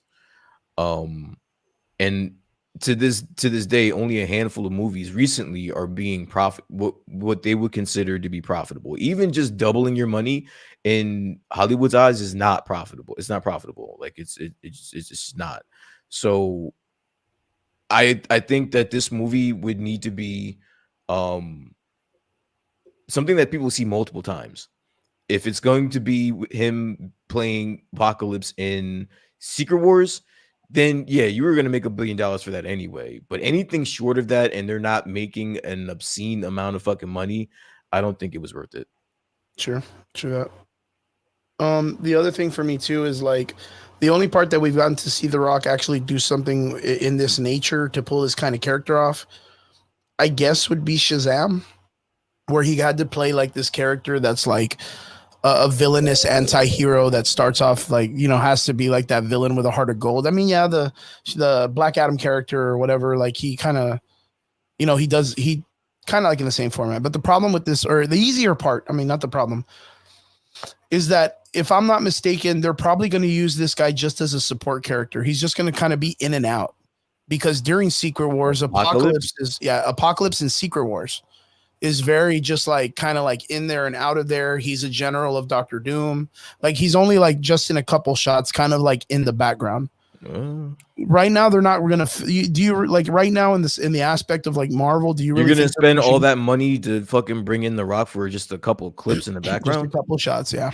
Just you know how much fucking money that's going to cost you? I mean, it's going to be a lot of money, man. But that's Marvel doing it and laying the pathway out for the Marvel movies, the X-Men movies coming up. I don't think that's. You bring him in, which is going to show that they're going to use him probably for the X-Men movies later on, because we know that the next set after Secret Wars is going to be like the mutant or the X-Men era or whatnot. And this is going to give us the opportunity to have and see our Apocalypse at the very beginning in a multiversal kind of way. I get you. And I just from a business perspective, if I was paying that money for The Rock, I would kind of want immediate results. I mean, they're probably going to give him a good amount of time screen wise, but he's not going to be like the major villain. He's only going to play like a pop in kind of villain. So you don't see this possibly happening, kind of like what they always do at the end of the movie, the credits, where they're going to show him and just kind of tease us for the next one? Well, no, I actually think they're going to use him as the way they used Apocalypse and Sinister and all these characters in the Secret Wars comics, where they do play a role, but it's very like in the overarching territory of all the people that control areas in Battleworld. And so he's just going to pop in as kind of like a crime boss under Doctor Doom. So That's it. And I don't think it's a too heavy of a burden for The Rock to have to carry acting wise, but it does give him the opportunity to get his chops wet and get in there and play the character and then do more acting classes or whatever they're going to do to pick him up for the future Age of Apocalypse movies or whatever they're going to do in the future with him. So it's not too bad. I don't think it's a bad call. I'm pretty sure you saw the movie 300, right? Like, yeah, do you kind of see that same demeanor, that same presence for Apocalypse? Like Xerxes? Like Xerxes. Yeah. I mean, that's the way you would picture him, and that's the way you would carry him in Secret Wars. Like literally in the same format. It would be the same dude actually, like in Secret Wars. If it was like Age of Apocalypse, like Brian's talking about, oh fuck no, dude. That's a whole apocalypse-centric film based on him, which is the shit that Oscar Isaac had to do, and even for him, it was hard because of the director and the writing and all that stuff. Even that film was really hard to kind of pull off. Okay. But if you do it 300 style with The Rock, like, yeah, I think you pull that off pretty well. I mean, it's not too much. It's not too crazy. I mean, even right now, you mentioning it, like you probably forgot the guy's name was Xerxes. But you don't forget King Leonidas. You know what I mean? You don't forget the 300 characters because it was more centric around them. So, yeah, but that's a really good call. I think 100% it would be like Xerxes in 300. That would be a really good Apocalypse, actually. Really fucking good Apocalypse. Crazy. So, that was us talking about The Rock enters the Marvel conversation. Kind of up. It's kind of sounds like it's kind of middle ground, maybe like low interest. But not as cool as the next part of the conversation that Marvel now has its Devourer with Ralph Ineson. Guys, Marvel has its Galactus. How do you guys feel about this? I'm glad. I'm glad, but I do not know who this guy is. I'm not gonna lie to you.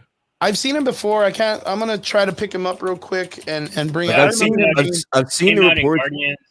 Yeah, I've actually seen his credit listings, and I couldn't place him in anything. Yeah, I've seen him before in movies, and I kind of remember him doing like silly roles. Like I remember him dropping some stuff, but his voice, he's got a very good voice.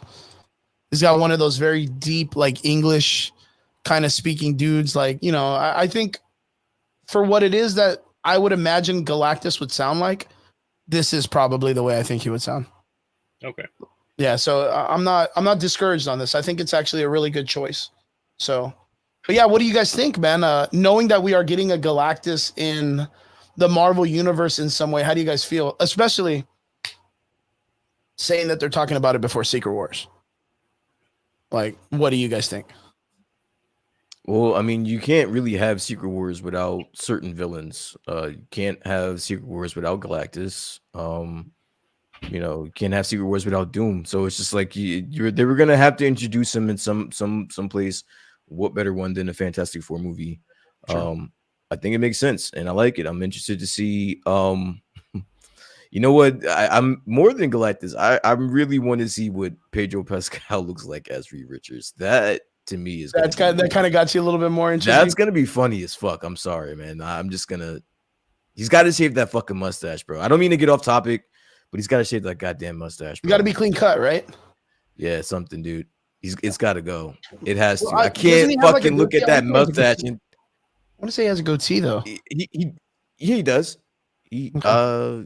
I don't know what the fuck you call it, but yeah, he's got to get rid of that mustache, bro.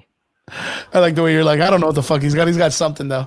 I'm really excited for this because it gives us a solid actor coming into Secret Wars. Like I said, we've talked about this even with Trigger on the show, where we said that, like you mentioned right now, that you need certain characters in Secret Wars for it to be very effective. If not, it's going to be really weird. It's going to be extremely weird with the cast that we got coming in with the Avengers.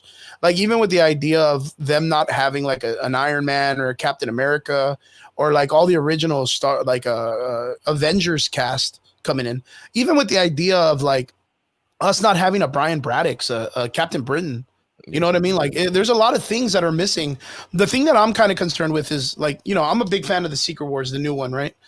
And one of my favorite scenes in that, well, I have two of my favorite scenes. Oh, I have a lot of them. Fuck, thinking about it, that's crazy. Miles Morales in Spider-Man with Owen Reese. You have the Thing when he's talking to Thanos and he stands up and he fucking off of the wall and he goes to fight fucking Franklin Richards and Galactus. You know what I mean? Like that scene was fucking awesome. Johnny Storm as the son. Brian Braddock's actually jumping into the fucking zombies thing in the very beginning of it. What's his name? The Black Bolt's brother, the one that's something the Mad, where he goes off and he starts the protest before the Secret Wars ends. Doctor Strange and fucking Black Panther coming out of the portal with the Marvel zombies and the fucking Infinity Gun. There's a million things that if they don't pull it off, like it just shits on everything that Secret Wars is. Yeah, but you know you're not getting like we know 100%. We're getting on. We're not. Why do you do this to yourself?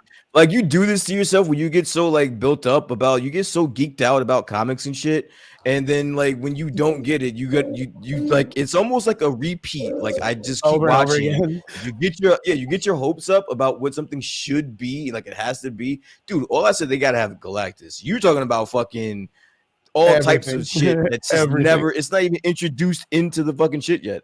But you know what I mean, though, right? I know, I get what you mean. I just like busting your balls about it. But yeah, but there's some things that they can take liberties with, and there's just some things that they can't. I think Galactus is one of those things that they just need to address before you get to. They need to have him because he's just that overarching character in the background. Yeah, and he's part of both Secret Wars. So like the old one and the newer one, and it's like you gotta have him in there. So yeah, that's very, very true. Yeah, but there's just some things that I really hope that Marvel knows that they could have it in the bag if they pull it off. Like 100%. The actually it was Namor in Black Panther that come out of the portal with the undead, right? The Marvel Zombies characters. Like I think that's hyper important. Even if like let's just by chance, like we switch it around and we make it Shuri. I think it can work, but that still takes. I'm not worried. I'm not worried about who comes out of the fucking portal. I'm just worried about where are we at in the Marvel universe, like landscape, right? Where that shit fucking happens. Like that's some shit that's gonna be like 10 years from now, bro. Yeah, that's 100%. You ain't wrong, man. I'll tell you that much. But well, go ahead. Sorry, Brian. What were you gonna say? No, I was just gonna say, like, I mean, as far as we know right now, the only thing tying zombies into anything is the animated series. Yeah, like the animated series. That's it. Well, I mean, there is rumors that Peggy Carter from the What If series is going to be making an entrance into Captain America New World Order, or what is it? Captain America. I don't even know what they changed the subtitle to, but the Captain America series. Yeah. The film that's coming out. I heard that Peggy Carter is supposed to make her entrance in that also. But again, it's up in the air. We also heard rumors that Chris Evans signed a contract to come back to Marvel also. So did you guys hear about the fucking show that he's supposed to be doing? No, what happened or what? What show? I don't know if it's been confirmed, but a lot of people have been saying that there's gonna be a Captain America show where it shows him taking the Infinity Stone. I heard about that with rightful place. I thought that was just like a rumor. I thought that was like a dream or a fever dream. I thought so too. I thought it was a rumor, but a lot of places have been saying that it's in the works. Like they're thinking about doing it. I don't know, man. That sounds cool. I would watch the fuck out of that show. I would watch the shit out of that, man. I would watch definitely at least 9 episodes. Or how many fucking Infinity Rings are there? 6? I definitely have at least a 6 episodes run. Wow, that's really cool, man. I hope they pull that off. That would be a really great show. Well, going back to the conversation, it's really cool that we're getting a Galactus, but some other rumors kind of spread from the same show with 2 other actors, which kind of caught my eye, which I wanted to ask you guys about. So apparently we're looking at, of course, one of David's favorite shows and my boy Alex's favorite shows, Cobra Kai. Stingray, Paul Walter Hauser, is looking to be a member of the Fantastic Four cast, including John fucking Malkovich in Fantastic Four. So guys, the rumor is Paul Hauser, which is the chubby guy in Cobra Kai that plays the dude that's learning that beats up kids or whatever. He's going to be playing a very iconic character, really old school Fantastic Four villain called the Mole Man. But John Malkovich's character is kind of still on the hush hush.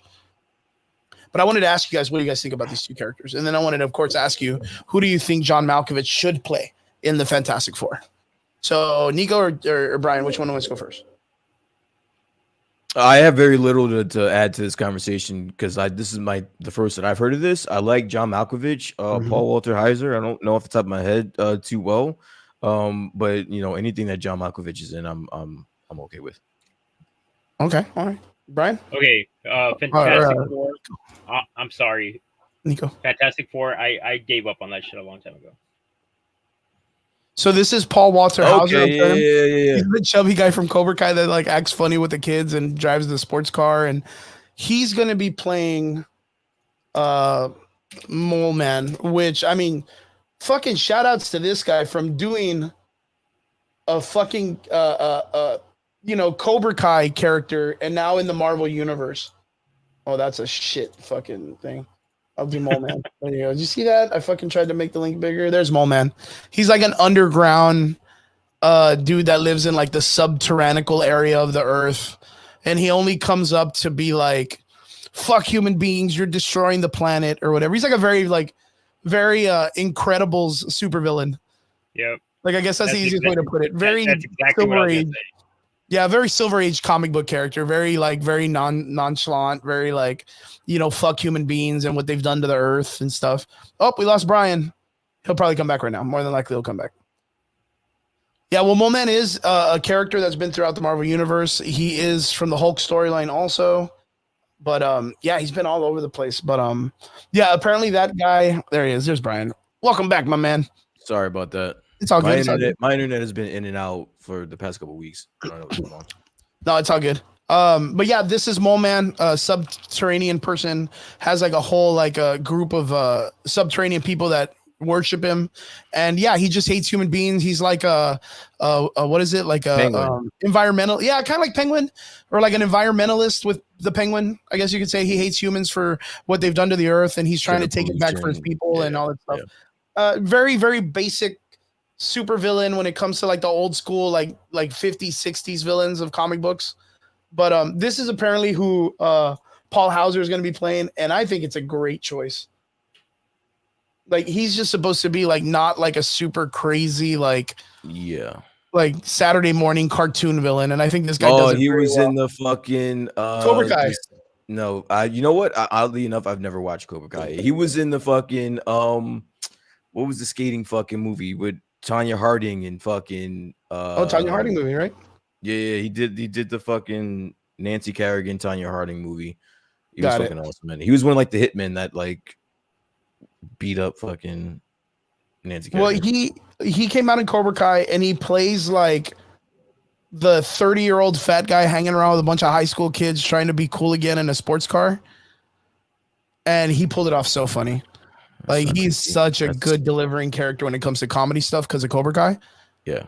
So for him to come off and play like this very like not taken serious supervillain that comes up and believes his whole thing is like the fucking most important thing on the planet, and then everybody's just like, whatever, bro, go back underground or whatever. Like, they treat him like shit, and he's like, fuck you all, you're gonna get me one day. Like, fuck you guys. Like, I kind of feel like this guy gets it. Like, this is a great casting choice for the woman. Great fucking casting choice. But yeah, I just want to let you guys know this is Mole Man. This is who he is. Nico, what do you think? You're a comic book guy. You know the Mole Man. You know what's up. What are your thoughts on this? Okay, I totally understand where you're coming from with that, but he's gonna have to make a small appearance in the movie. I don't think his character is what we're expecting, like, to be like an actual hardcore supervillain. As you said it yourself, he's kind of like one of those Saturday cartoons. Yeah, it's one of those 30-minute episodes, real quick. They're going to defeat him, and that's the end of that. So I could kind of see this happening like at the beginning of the film, kind of one-liners. They're all doing one-liners and shit. Yeah, you know what I'm saying? Like, I can kind of see this happening in the beginning of a film, and they basically already whooped his ass, and they're just going to show him kind of in the background being taken away or whatever. Something stupid and minor, not a big thing. Yeah. Just to give him like a quick 5 minutes of fame type shit, just so that we could say, hey, we got another character in the Marvel universe or whatever.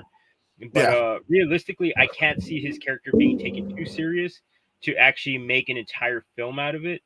The whole Doctor Doom thing, yeah, obviously that's going to lead to bigger and better storylines. But honestly, dude, like I'm not gonna lie, dude, I completely gave up on the Fantastic Four already. They've tried reamping it, rebooting it, trying to remake this bullshit, and they've been failing at this so many fucking times. It's just to the point where they're just gonna try it again for Secret Wars for that exact reason, and they want to bring Doctor Doom, which is pretty much the main character that they want to bring in, the main villain, so that we can kind of introduce him into the storyline. But I don't really give a shit about the Fantastic Four. I've never fucking really followed them. When I think of superhero teams, I'm always thinking of X-Men. I'm always thinking of fucking X-Force. I'm thinking of other fucking teams. The Fantastic Four is like, it's not even on my fucking radar, to be honest. You know what's really crazy? When they, because of the drop for Galactus and Paul Hauser and the Mole Man, I kind of am a little bit more excited for this because I kind of get a vibe on what they're going to do. Because of the fact that they released the 2 other teasers based on like the 1950s, right? They based it on something like a time displacement, something in the past. If you were to take this villain and say we're going to bring him out and make him a villain, I could see that being like an Incredibles style film, like the way they did the Incredibles for Pixar, where like they have these characters come out and there's a lot of like them doing their powers and dropping one-liners. Yeah. And then you take them out of that time to put them in Secret Wars. I could see that happening.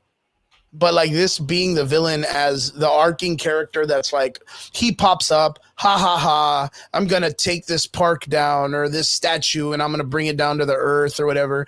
And then they come and they foil his plans and he's like, darn you, Reed Richards and your stupid family or whatever. And then, you know, gets arrested or he has a helicopter, he flies away in the mole man copter or, you know, that silly shit. Yeah. Like I could see that being how they make this film, with this character being a villain. And then you have someone like Doom in it.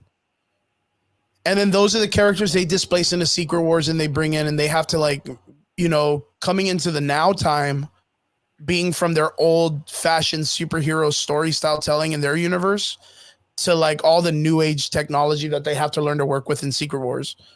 I think that works pretty well. But my biggest thing is, yes, for them to introduce Doom is important. But John Malkovich is kind of like this gamble, this kind of like, you know, they threw him in there out of nowhere. Who do you guys think John Malkovich is up to for a role with? Like, who do you think he's going to play? Damn, I'm not going to lie. That's a good question. Brian, what about you, man? Who do I see him playing? I don't know. He's an older guy, so I don't know how many, you know, characters he can play. Like it's good. I would think that it's a villain. Mm-hmm. I don't think that he would be playing Doctor Doom, so he would have to be some type of like secondary villain, you know, involved in Fantastic Four. And I would want to go back really quick to what Nico said. Nico said that he was done with the Fantastic Four. Mm-hmm. And I get where you're coming from because like all the iterations recently have just been trash. Like let's call it what it is. But the one thing that none of those had, to my knowledge, was Kevin Feige. I think Kevin Feige might have been part of like that original Fantastic Four with Chris Evans. Oh, but, yeah, the old school, and he was a part of it, wasn't he? Like he might have been a part. I don't know for a fact if he was, but he wasn't what he is now, and I think that's the difference. I don't think, again, with a property like the Fantastic Four, they're up there with being synonymous with comic books and comic book heroes and families and things like that. So, I think even if you had some type of Fantastic Four fatigue or whatever, I think this one I'm gonna be a little bit more enthused about because like Kevin Feige, he's got to knock that one out the park, and I have total faith in him. I have faith in the guy. So, he's had a rough couple of years, but I think he'll get it right with this one. Nice, good shit. So like I was saying, my thing is I think John Malkovich. I was gonna say, like, you always ask these questions, and you're the only one that has an answer to it. You ever notice that?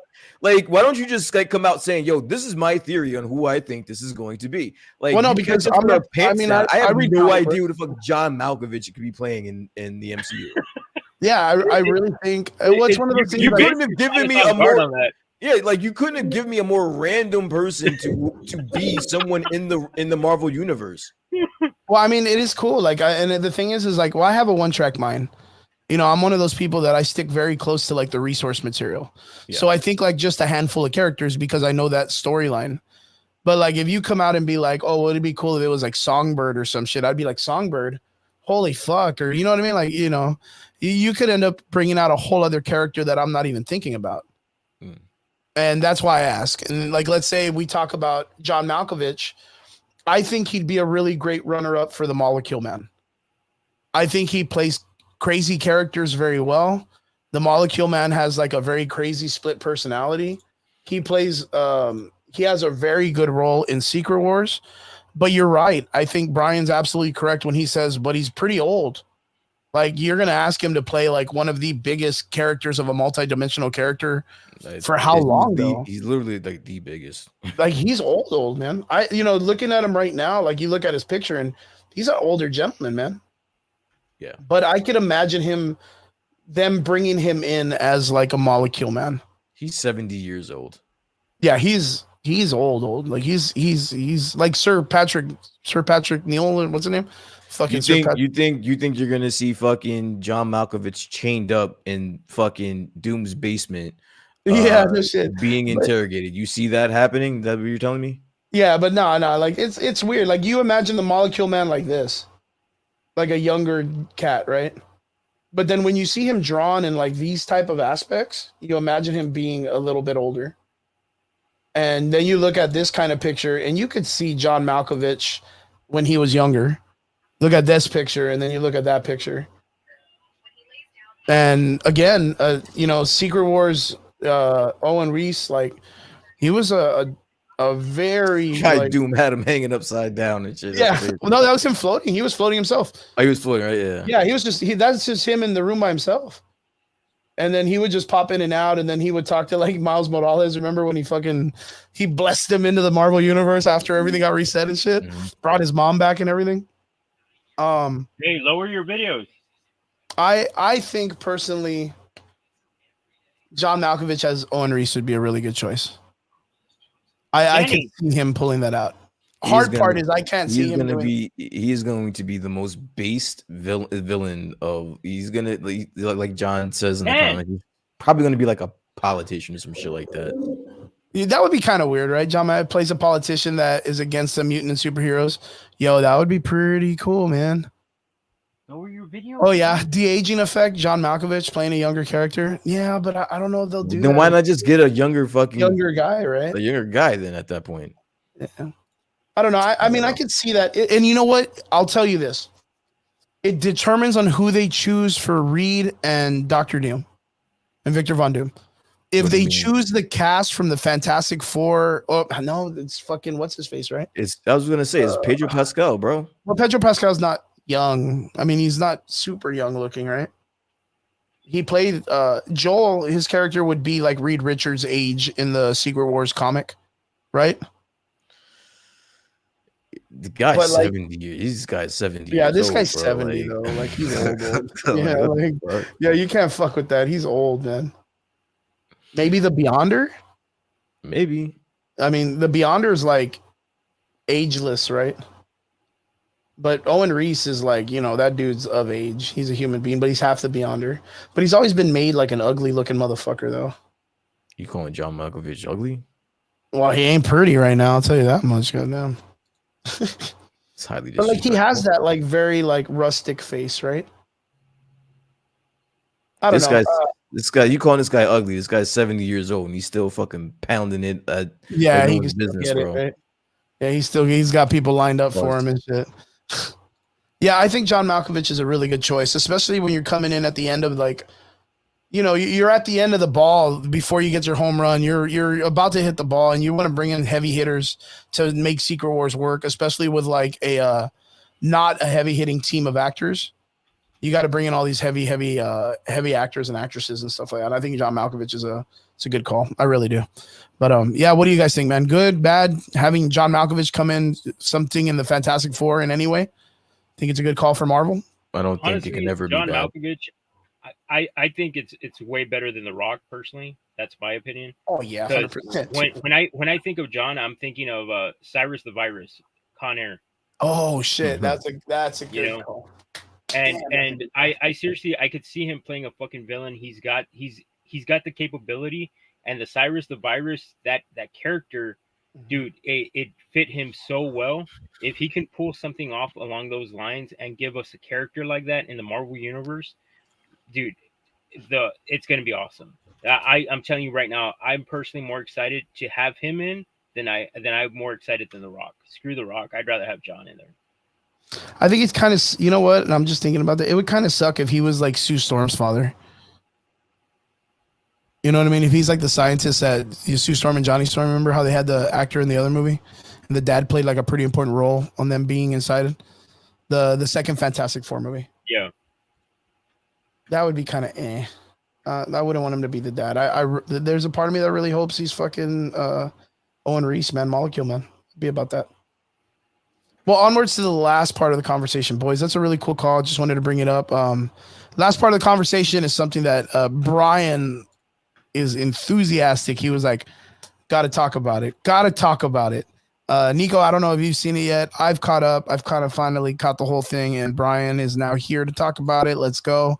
X-Men 97. I'm here to talk about it. It's only the best series that's been on Disney Plus ever in the face of Disney Plus, and you want to talk about fucking Warhammer. I'm like, yo, you got to get this shit out of here. No one's coming here to tell you about Warhammer, bro. It's X-Men time, bro. Let's go, it's like baby. It's the best show that Disney Plus has ever fucking put together. And you want to come in here talking about some crazy ass Warhammer that nobody X-Men 97, sliced bread. X-Men 97, better than the Q-tip. Definitely better than the Q-tip. First off, sorry, Brian. I don't mean to cut you off. But I'm good. You can spoil the shit out of it. I don't care. No, honestly, it's really, I don't even have to spoil it. I can just literally just talk about it in general, like in general, and saying that it's fucking awesome. I think that what they're doing, the only thing is that's a little bit off. And I thought that I've noticed it since the first episode, and I thought I was going to be okay with it. But like the pacing is extremely quick. Like it's extremely fast. Extremely quick. But other than that, let me ask you though, are you talking about that in general with the way that they're going through the X-Men storylines? Yeah. But you know what? Now that I'm thinking about it, it's very Saturday morning cartoonish though, right? They usually do that. They usually go pretty quick through like the episodes that are just, you know, there. This episode was really fucking good. You know, Nico, you haven't watched it, but I'm surprised how you haven't gotten it spoiled from the internet, because this episode everyone was talking about it. You know, they did what everyone, I don't know, anyone that wasn't watching that episode, anyone that was watching that episode knew how that was going to end. Like you knew by midway. And I thought about you, Chris. I thought about you, sir, because you were sitting here and I think we almost had like a flat out argument about Wolverine and his usage in this show. And when I saw that, because I remember specifically, I said, yo, bro, just chill, bro.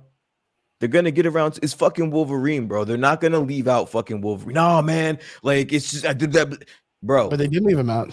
They did, and I said, just let him cook. Just let them cook, because I think what they did was, I think in the earlier shows, like they didn't really focus on certain characters the way they should have. And I think they're taking care of that in this series. They're gonna get around to the Wolverine, bro. They're gonna get to him. And he had probably even though he wasn't used as much or could have been used more, he still ends up with probably the most iconic part of the fucking show so far. Well, because that's an actual iconic situation that happened in X-Men history. That's not. Who cares? That doesn't change the fact that what I just said is true. He still ends up having the more iconic part of this show so far, and it's been fucking amazing. Yeah. Comments? Was I right? I told you they were going to get around to it. They weren't going to just They have to. They have to. So I told you to keep your panties on. Okay, and just relax. I let you say it. Now I'm gonna come and I'm gonna say what I gotta say, which is the only thing this guy's doing for the show is he's taking all the, and this is why you feel the way you do about the show, is he's only putting in the most important parts when the story sucks. He's putting a bunch of extra fluff around the actual historical situations that happen in comic. Did the story suck at that point when they just used him? Because that was the story was not good. It's always the same shit over and over again. Like, so this episode did nothing for you. This episode did nothing for you at all. And the thing is even with the whole ending thing with Wolverine, it didn't do anything for me either. They had to get to that point anyways. But let me ask you, what does it matter? Like in the process of it, what does it matter if they do that to Wolverine? What's going to happen after? What does it do in the story of the X-Men? It gives him an arc. It gives him a point, a reset. It literally resets fucking Wolverine. It resets. Well, he didn't need to be reset. He's the only character in the X-Men series. This is what I like about the series. Is the reason why Wolverine takes the back seat is because he's the money-making pit of the X-Men. No one gives a shit about any other character. If it wasn't for Wolverine, the X-Men, nobody would care about him. But that's the thing, is Wolverine is solo a character that's been developed throughout the entire series. You could probably tell me more about Wolverine than you could tell me about any other character off the top of your head. Other than what they've done in the cartoon with any of the characters, tell me anything significant across the Marvel universe other than X-Men, other than Wolverine. Like, tell me something more significant that's happened since she's lost her power in the show. Explain that. What else has ever been iconic for her character outside of this? Let me just. But you get what I'm saying, right? I get what you're saying, but this is what I'm hearing, though. This is how my brain computes our conversation about this. We originally got into this conversation because you said that they're not utilizing Wolverine to his capacity, right? I'm literally here today saying to you, they reset Wolverine to give him an arc, to make a restarting point, to give him a story, to use him more, and you're still not satisfied. Like, that still doesn't do anything for you. Like, that's wild. Like, that's what this is going. Like, that's what's going on. Like, that doesn't make any sense to me. Well, okay, so I'm gonna break it down a little bit more. I don't need them to reset Wolverine. Wolverine's character is not the problem. The problem with it is every time something happened, they just didn't use this character. The only part they did, which I was really good about, which was the Daredevil or the Nightcrawler and his fight scene. They used his character really, really well. And that's what I'm talking about, is they don't use him to do the stuff that he does in the comic book naturally. He fights, he cuts, he scratches, makes stupid comments and stuff like that. Other than that, every episode he's just been in the background or saying one liner like, yeah, well, he better like sausage, and then that's it. Like, that's the only thing he does in every episode. Or him and Morph just have a beer and they just go, oh, well, fuck these kids or whatever. And that's it. Like, he just chills out in the back. Like, they bring him to a fight scene and he's just in the background, just like walking, like just wiggling backwards and forth. Like, he's not fighting. The Nightcrawler and Wolverine episode, you can't tell me that wasn't one of the best action sequences you've seen in a while. Other than that, it was the Storm Magneto versus that weird zealot Zionist guy in the second or third episode. Other than that, all the other the Cyclops in the first episode, those scenes were really good. Okay. And then the Gambit action scene. Chris, other than that, the story's weird, man. You're talking from the perspective of what they have done. I'm talking from the perspective of what they are presenting to you right now. Like, they're giving you a path forward to expand on this character and to give you more Wolverine, which is what you wanted. Like, I have a lot of Wolverine. You're talking about what they did in the first couple episodes. Yeah, maybe he wasn't utilized to his capacity in the past couple episodes, which is why you had the crush that you stood on in the argument before. But now when they're giving you a whole fucking arc for the kid, for the character, like, and that still isn't doing it for you, that's a little crazy to me.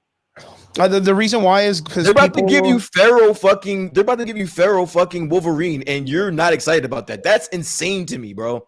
I mean, it all determines, because we don't know what they're going to do with the character going past this. You're telling me, like, yeah, I understand they're going to do the Pharaoh Wolverine storyline. That's the whole aspect. That would be the whole thing coming past this. He gets the adamantium shit, and then, you know, he turns all wicked and he gets a little bit more dark and sinister. Do we know if they're going to do that? I don't know, man, because we had the Storm storyline. Oh God! It was supposed to be check this guy's pulse, man. I swear to God, man, this guy, man. What are we doing here, man? Like, what the fuck? The thing is like it's like you said, everything is just rushed because he's trying to get to the major points in the storyline, and because there's no structure to the story, there's no organic building in the character line, right? Let me ask you, like Jubilee, how much do you care about her character now that you know more about her? I don't. I mean, no. Just be honest. Don't. I don't just straight. Like, do you I'm like just her saying. character Well, I was more? gonna say, like, I don't think I cared for her particularly at all, and that like nothing was gonna. I don't think much was gonna change. I'm not a big Jubilee guy. Well, the director of this show literally pushed on the idea of building Jubilee as a character, and I care less for her character now with all the other stuff that they've written in. It's just not a character I don't think they harped on Jubilee more than they did anybody else. They didn't arc on her. They tried to build her more. They tried to build her character. They didn't build Storm's character. They didn't build, that is Chris, that is their job. That's what they're supposed to do. And they didn't, but they failed at it. I mean, I'm not saying that it was successful, but they tried to build on every character. Like they tried to build on Storm. They built on Jean Grey a whole hell of a lot. They've been building on Cyclops. I think honestly, out of everyone, they've been building on Cyclops the least, and it's still interesting. Like his arc, his character arc right now is interesting. I just think that they took the responsibility of harping on everyone's character, trying to build up everyone's character, and not just the Wolverines, and not just the Jean Greys. They're trying to harp on everyone. They're trying to give everyone an arc. They're trying to give everyone their time to shine. But that's what I'm saying is you don't need to do that with Wolverine. Like you don't need to. And the reason I'm saying that they didn't use Wolverine enough is, like I said, they just didn't give him action screen time like they gave everybody else. The storyline, they don't have to build Wolverine because everybody knows the fuck out of Wolverine. He's the only consistent character across the board that is a part of every team in the Marvel universe. Why? Because he's the most popular X-Men character ever. So all you want from Wolverine is just him dicing up shit and saying the one-liners. That's what he does. That's what people want to see out of Wolverine. Is that not what you want to see out of Wolverine? Not really, because he's more than that. Like I'm surprised that you're taking this stance, being the comic historian that you are, that you wouldn't want to see one of the most iconic characters in comic book history being fleshed out more in an animated series. That's surprising to me. But that, to me, it's because of the fact that Wolverine is fleshed out throughout all media already enough. Storm, Cyclops, Jean Grey, all of those other characters don't. In fact, I love what they did with Cyclops in the first couple of episodes. So I thought that was amazing. Is anything in this show captivating you? Do you like? You want to say anything positive about the show at all? No, yeah, of course I do. Of course I do. Like what? What do you like? What do you like? Well, for me, I like on the Wolverine thing is ridiculous. What else? Well, I like the fact that they built on Cyclops' character and they're showing people that there's like a certain Captain America vibe to his character when it comes to the X-Men. But then later on, he becomes overzealous. He becomes more imperialistic as a character, where he ends up killing Charles Xavier because he doesn't truly believe that Charles Xavier believes in the way that he believes in the X-Men. Mm-hmm. And that's a big thing about Cyclops. There's a whole comic book arc called X-Men versus the Inhumans. Mm-hmm. And in that storyline, Cyclops dies in the very beginning of the comic book. The arc, he dies in the very beginning, and Emma Frost ends up creating an after image of him and puts it in everybody's brain that he's the main character pushing the war against the Inhumans. And he died at the very beginning because everybody truly believes in Cyclops as a leader, just like Captain America. But the thing is he's way crazier than Magneto. Like he's way nuttier than Magneto when it comes to pushing the envelope. Magneto, I think he's a good character. I think he's overhyped. He's overhyped as a villain. He does exceptionally well in a lot of stuff, but he goes through a lot of trauma, and I don't think they focus a lot on the trauma, where he was like part of like the World War II, part of like the Jewish encampment, against the Nazis, and then is used as a weapon, and he's kind of like tormented by it. But they overhype him way too much, dude. Like I think there's so much more you can do with so many different characters, and I think Cyclops will eventually get that time to shine as that true like Zionist, imperialistic villain that we're gonna get that Magneto couldn't. I eventually think we're gonna get that. Charles Xavier came in and did the Charles Xavier thing where he's trying to like rationalize instead of use his powers. That was the first time I ever thought Xavier was fucking annoying. He could be a dick, But that's the way he truly is. That's flat why out evil like sometimes, but he was just fucking annoying. like he has an okay heart, but he just makes stupid ass rational decisions. But like, yeah, like the whole thing about him being like, oh, well, you know what? Like, I'm gonna leave the planet Earth and go get married because I like this chick, and I'm gonna leave Magneto in charge. It's like, come on, dude. You could have left any other motherfucker in charge of your school, any other motherfucker, and you chose the one guy that the entire fucking world hates. Yeah, if Not I'm just Cyclops, if I'm Cyclops, I'm gonna need to shoot the fade with fucking Charles when he gets back to Earth, bro. Like, yeah, I would have just been like, why the fuck would you? We gotta run the hands, bro. Because why the fuck are you doing that? Like, I'm right here, bro. Like, you picked this motherfucker. I've been following you since like the fucking 60s and shit, and you picked Magneto as the fucking guy. Fuck out of here. I'm telling you, man, that was the wildest thing the show ever did. They could have even left Storm like the way they did Halle Berry in that one movie, and that ruined that movie, leaving Halle Berry in charge of that school. But I would have taken that over fucking Magneto in a heartbeat, dude. That was just the dumbest decision ever. It didn't, and to me, like in that part of the story, I thought it was a ridiculous choice as a story writer to make that Magneto as the guy. Like, so being that just a normal everyday watcher is going to watch this and just be like, man, that was stupid. Like, that was the stupidest choice to leave in charge of a school or whatever. Like, you just know it's destined for failure. You know what I mean?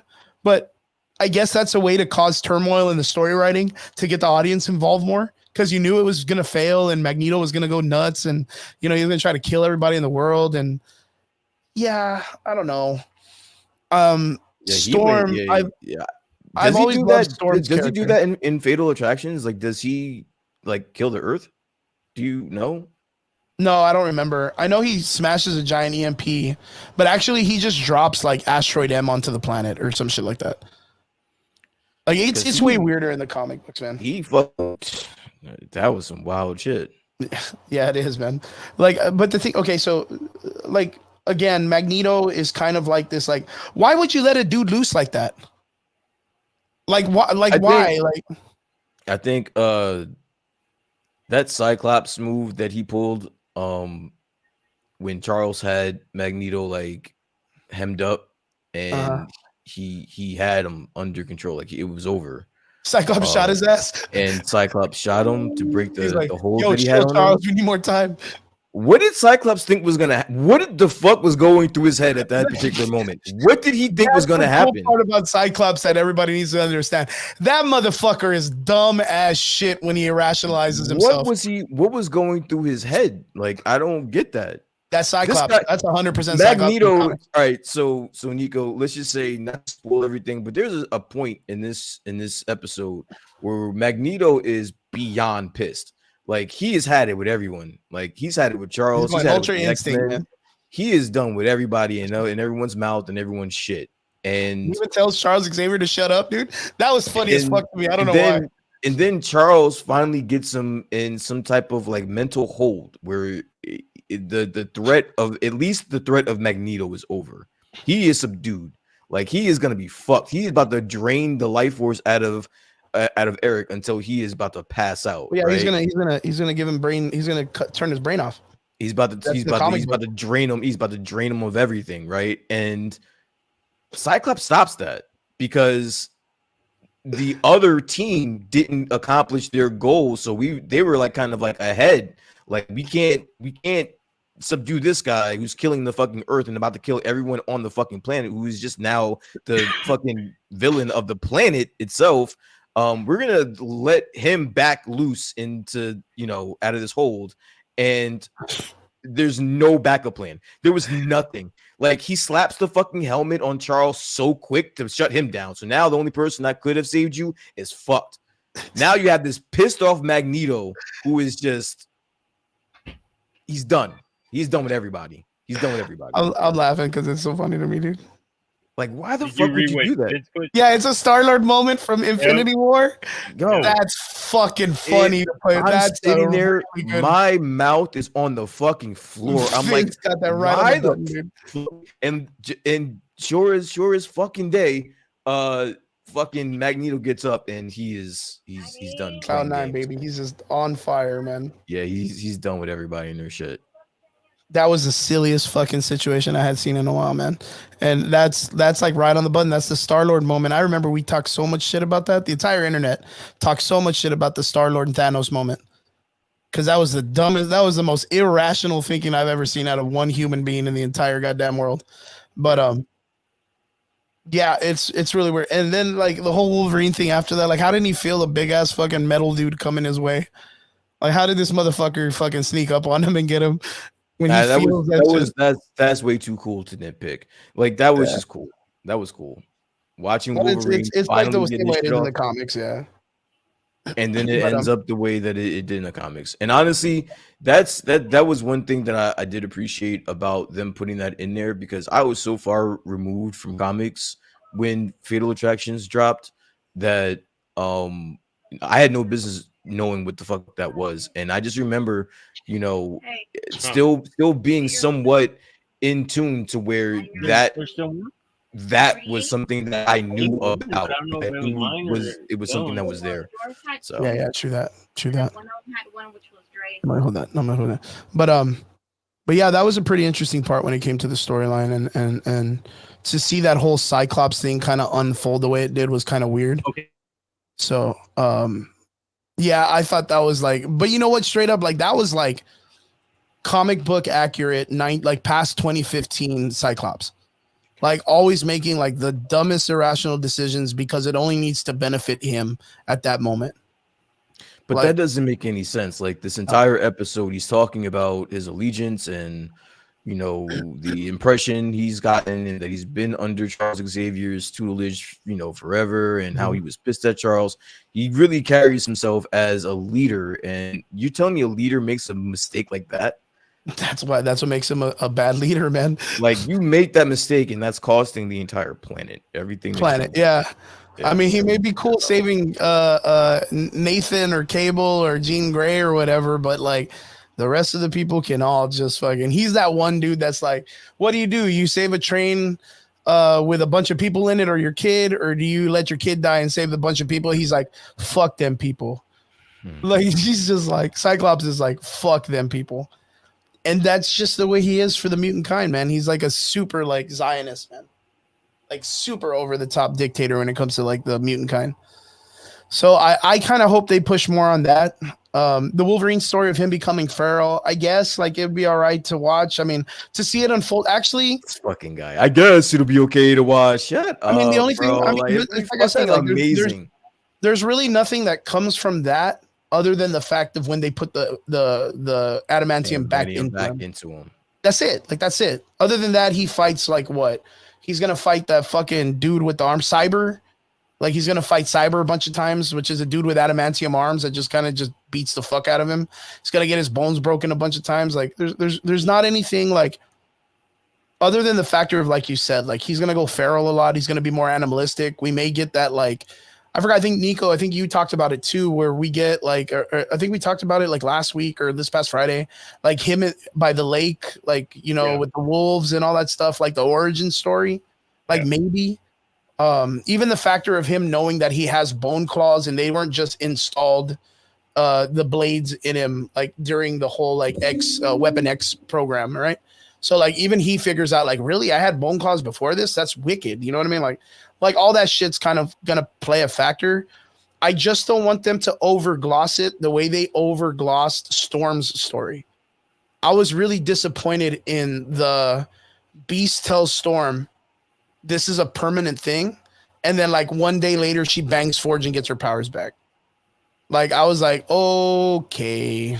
Like that wasn't very like trauma-esque, turmoilist. Like there wasn't anything that was like, you know, big about it.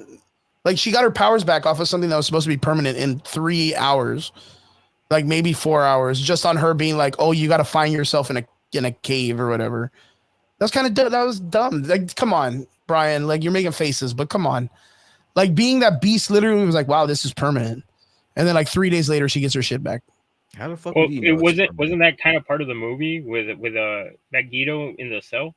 Yeah. Well, like you barely got it. Like before you know it, you see a little movement.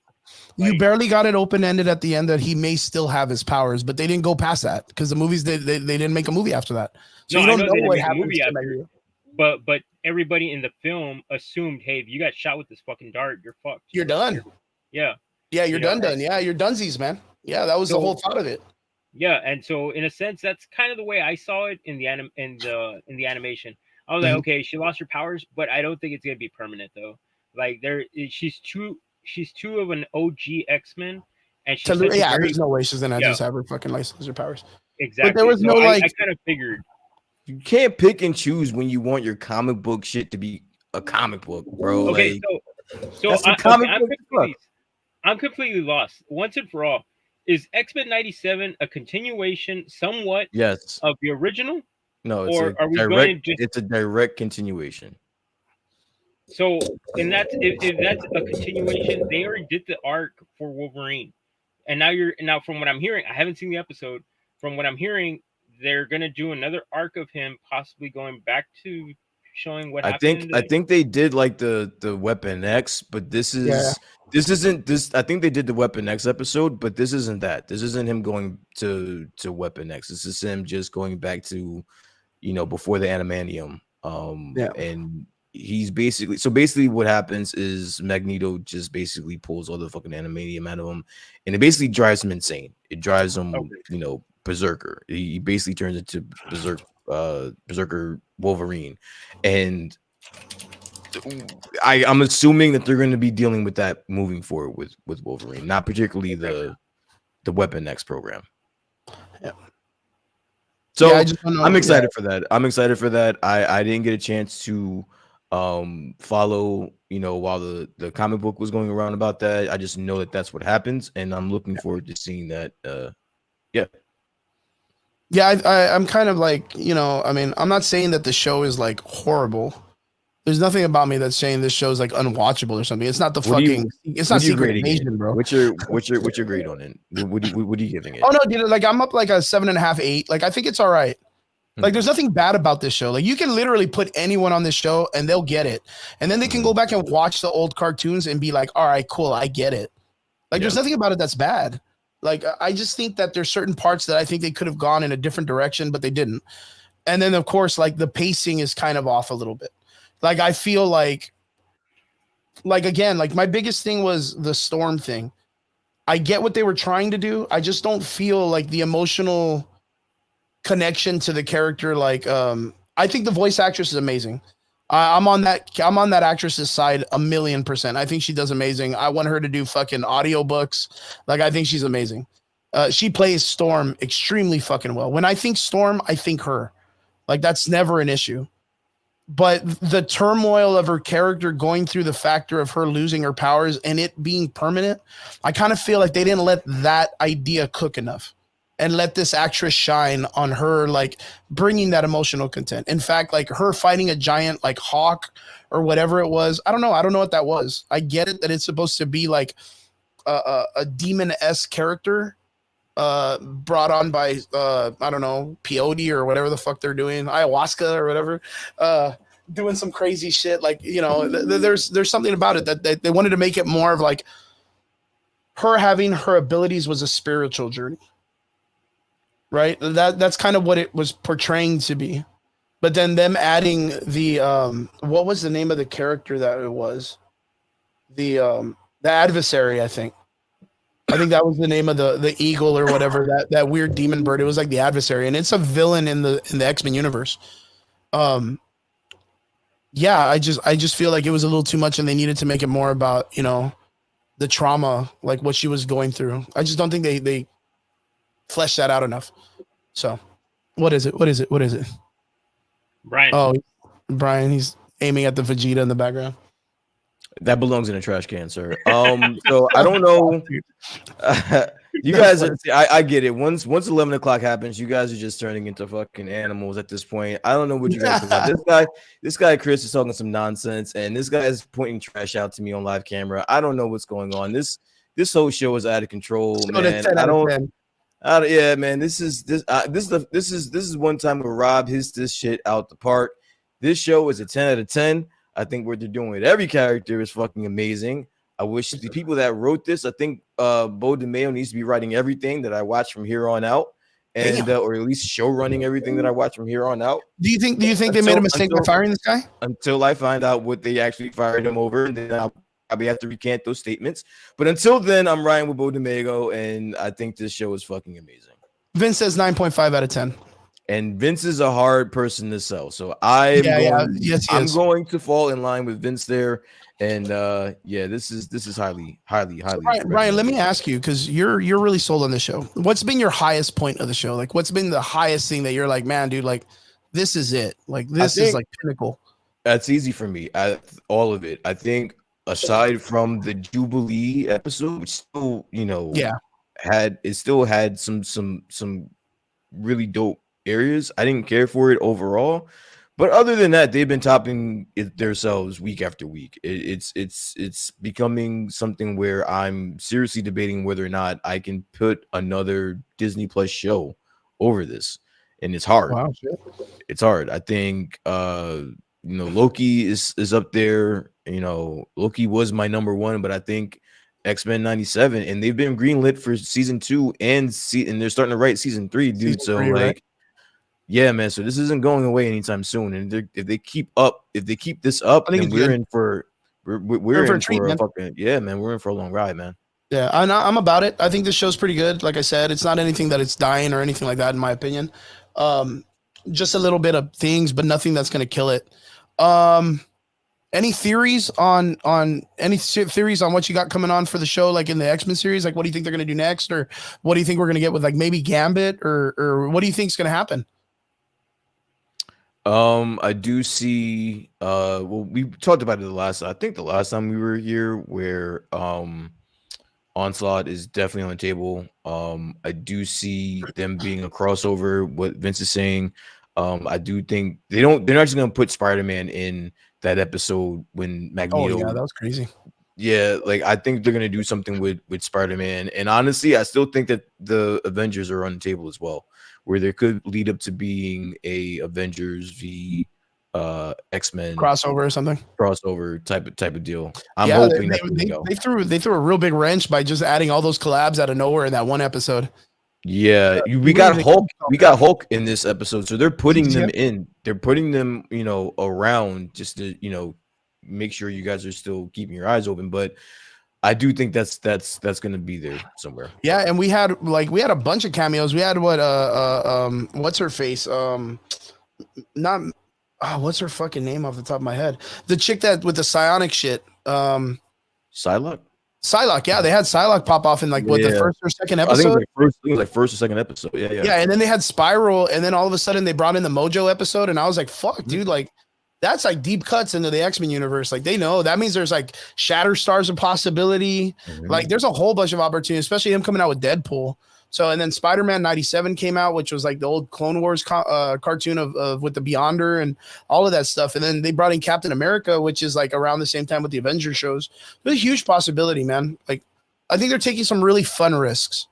And then, like you said, they introduced the Hulk, which gives us this idea that, like, Morph is a pretty powerful character. Like, when him able to kind of like maintain the Hulk's power ability a little bit. Yeah. And then not only that, like, we still haven't seen Mystique. She has to be somewhere out there, right? I believe she's a huge player in the old cartoon.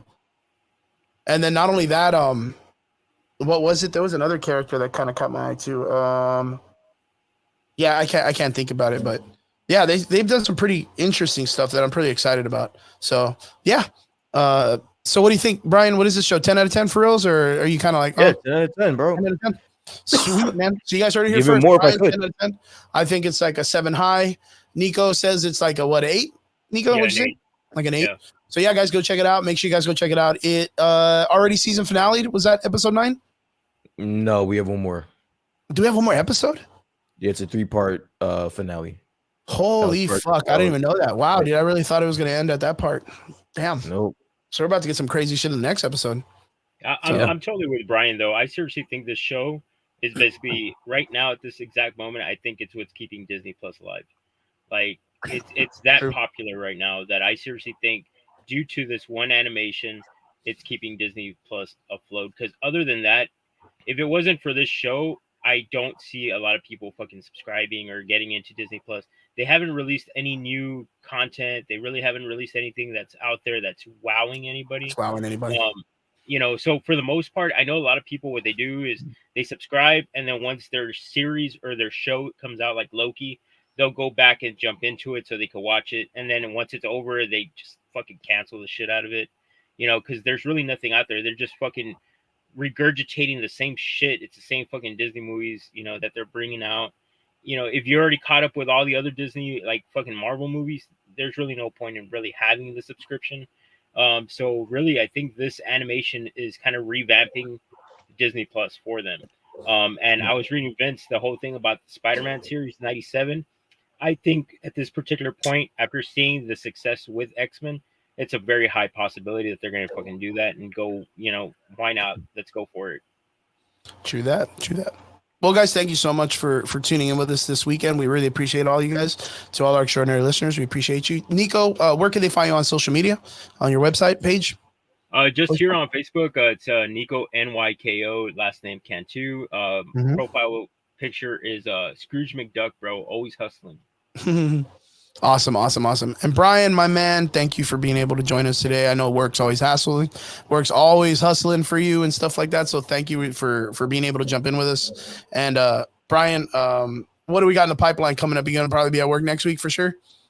I'm not sure yet, but if I'm not, you will be the first person to find out. Hell yeah. And guys, we want to say thank you to all of you guys, to our extraordinary listeners. We appreciate you. Don't forget to tune in every Sunday night with us here on the Average Boys podcast. Shout out to David at Adam Collectibles. Guys, don't forget to tune in on their website, where Nico also jumps in, and so do I myself. Brian, too, whenever he gets an opportunity. But that's Friday nights at 8 p.m. also. I want to say 8 p.m. And that one's like an hour show. So, guys, if you want to check it out, that's on Fridays, and then us on Sunday nights. We appreciate every one of you. We hope you guys have a great week. Go out there and kick butt at your jobs. Guys, be careful, because the heat down here is insanely crazy. Brian, I don't know if you've heard about all the crazy heat stuff that's going down here, but it's nuts, man. It's nuts. How's the heat over there? How are you guys weather-wise? We did. Nice? It did look like it was going to break and become a little bit warmer, but now it's back to like rainy and shitty outside, so.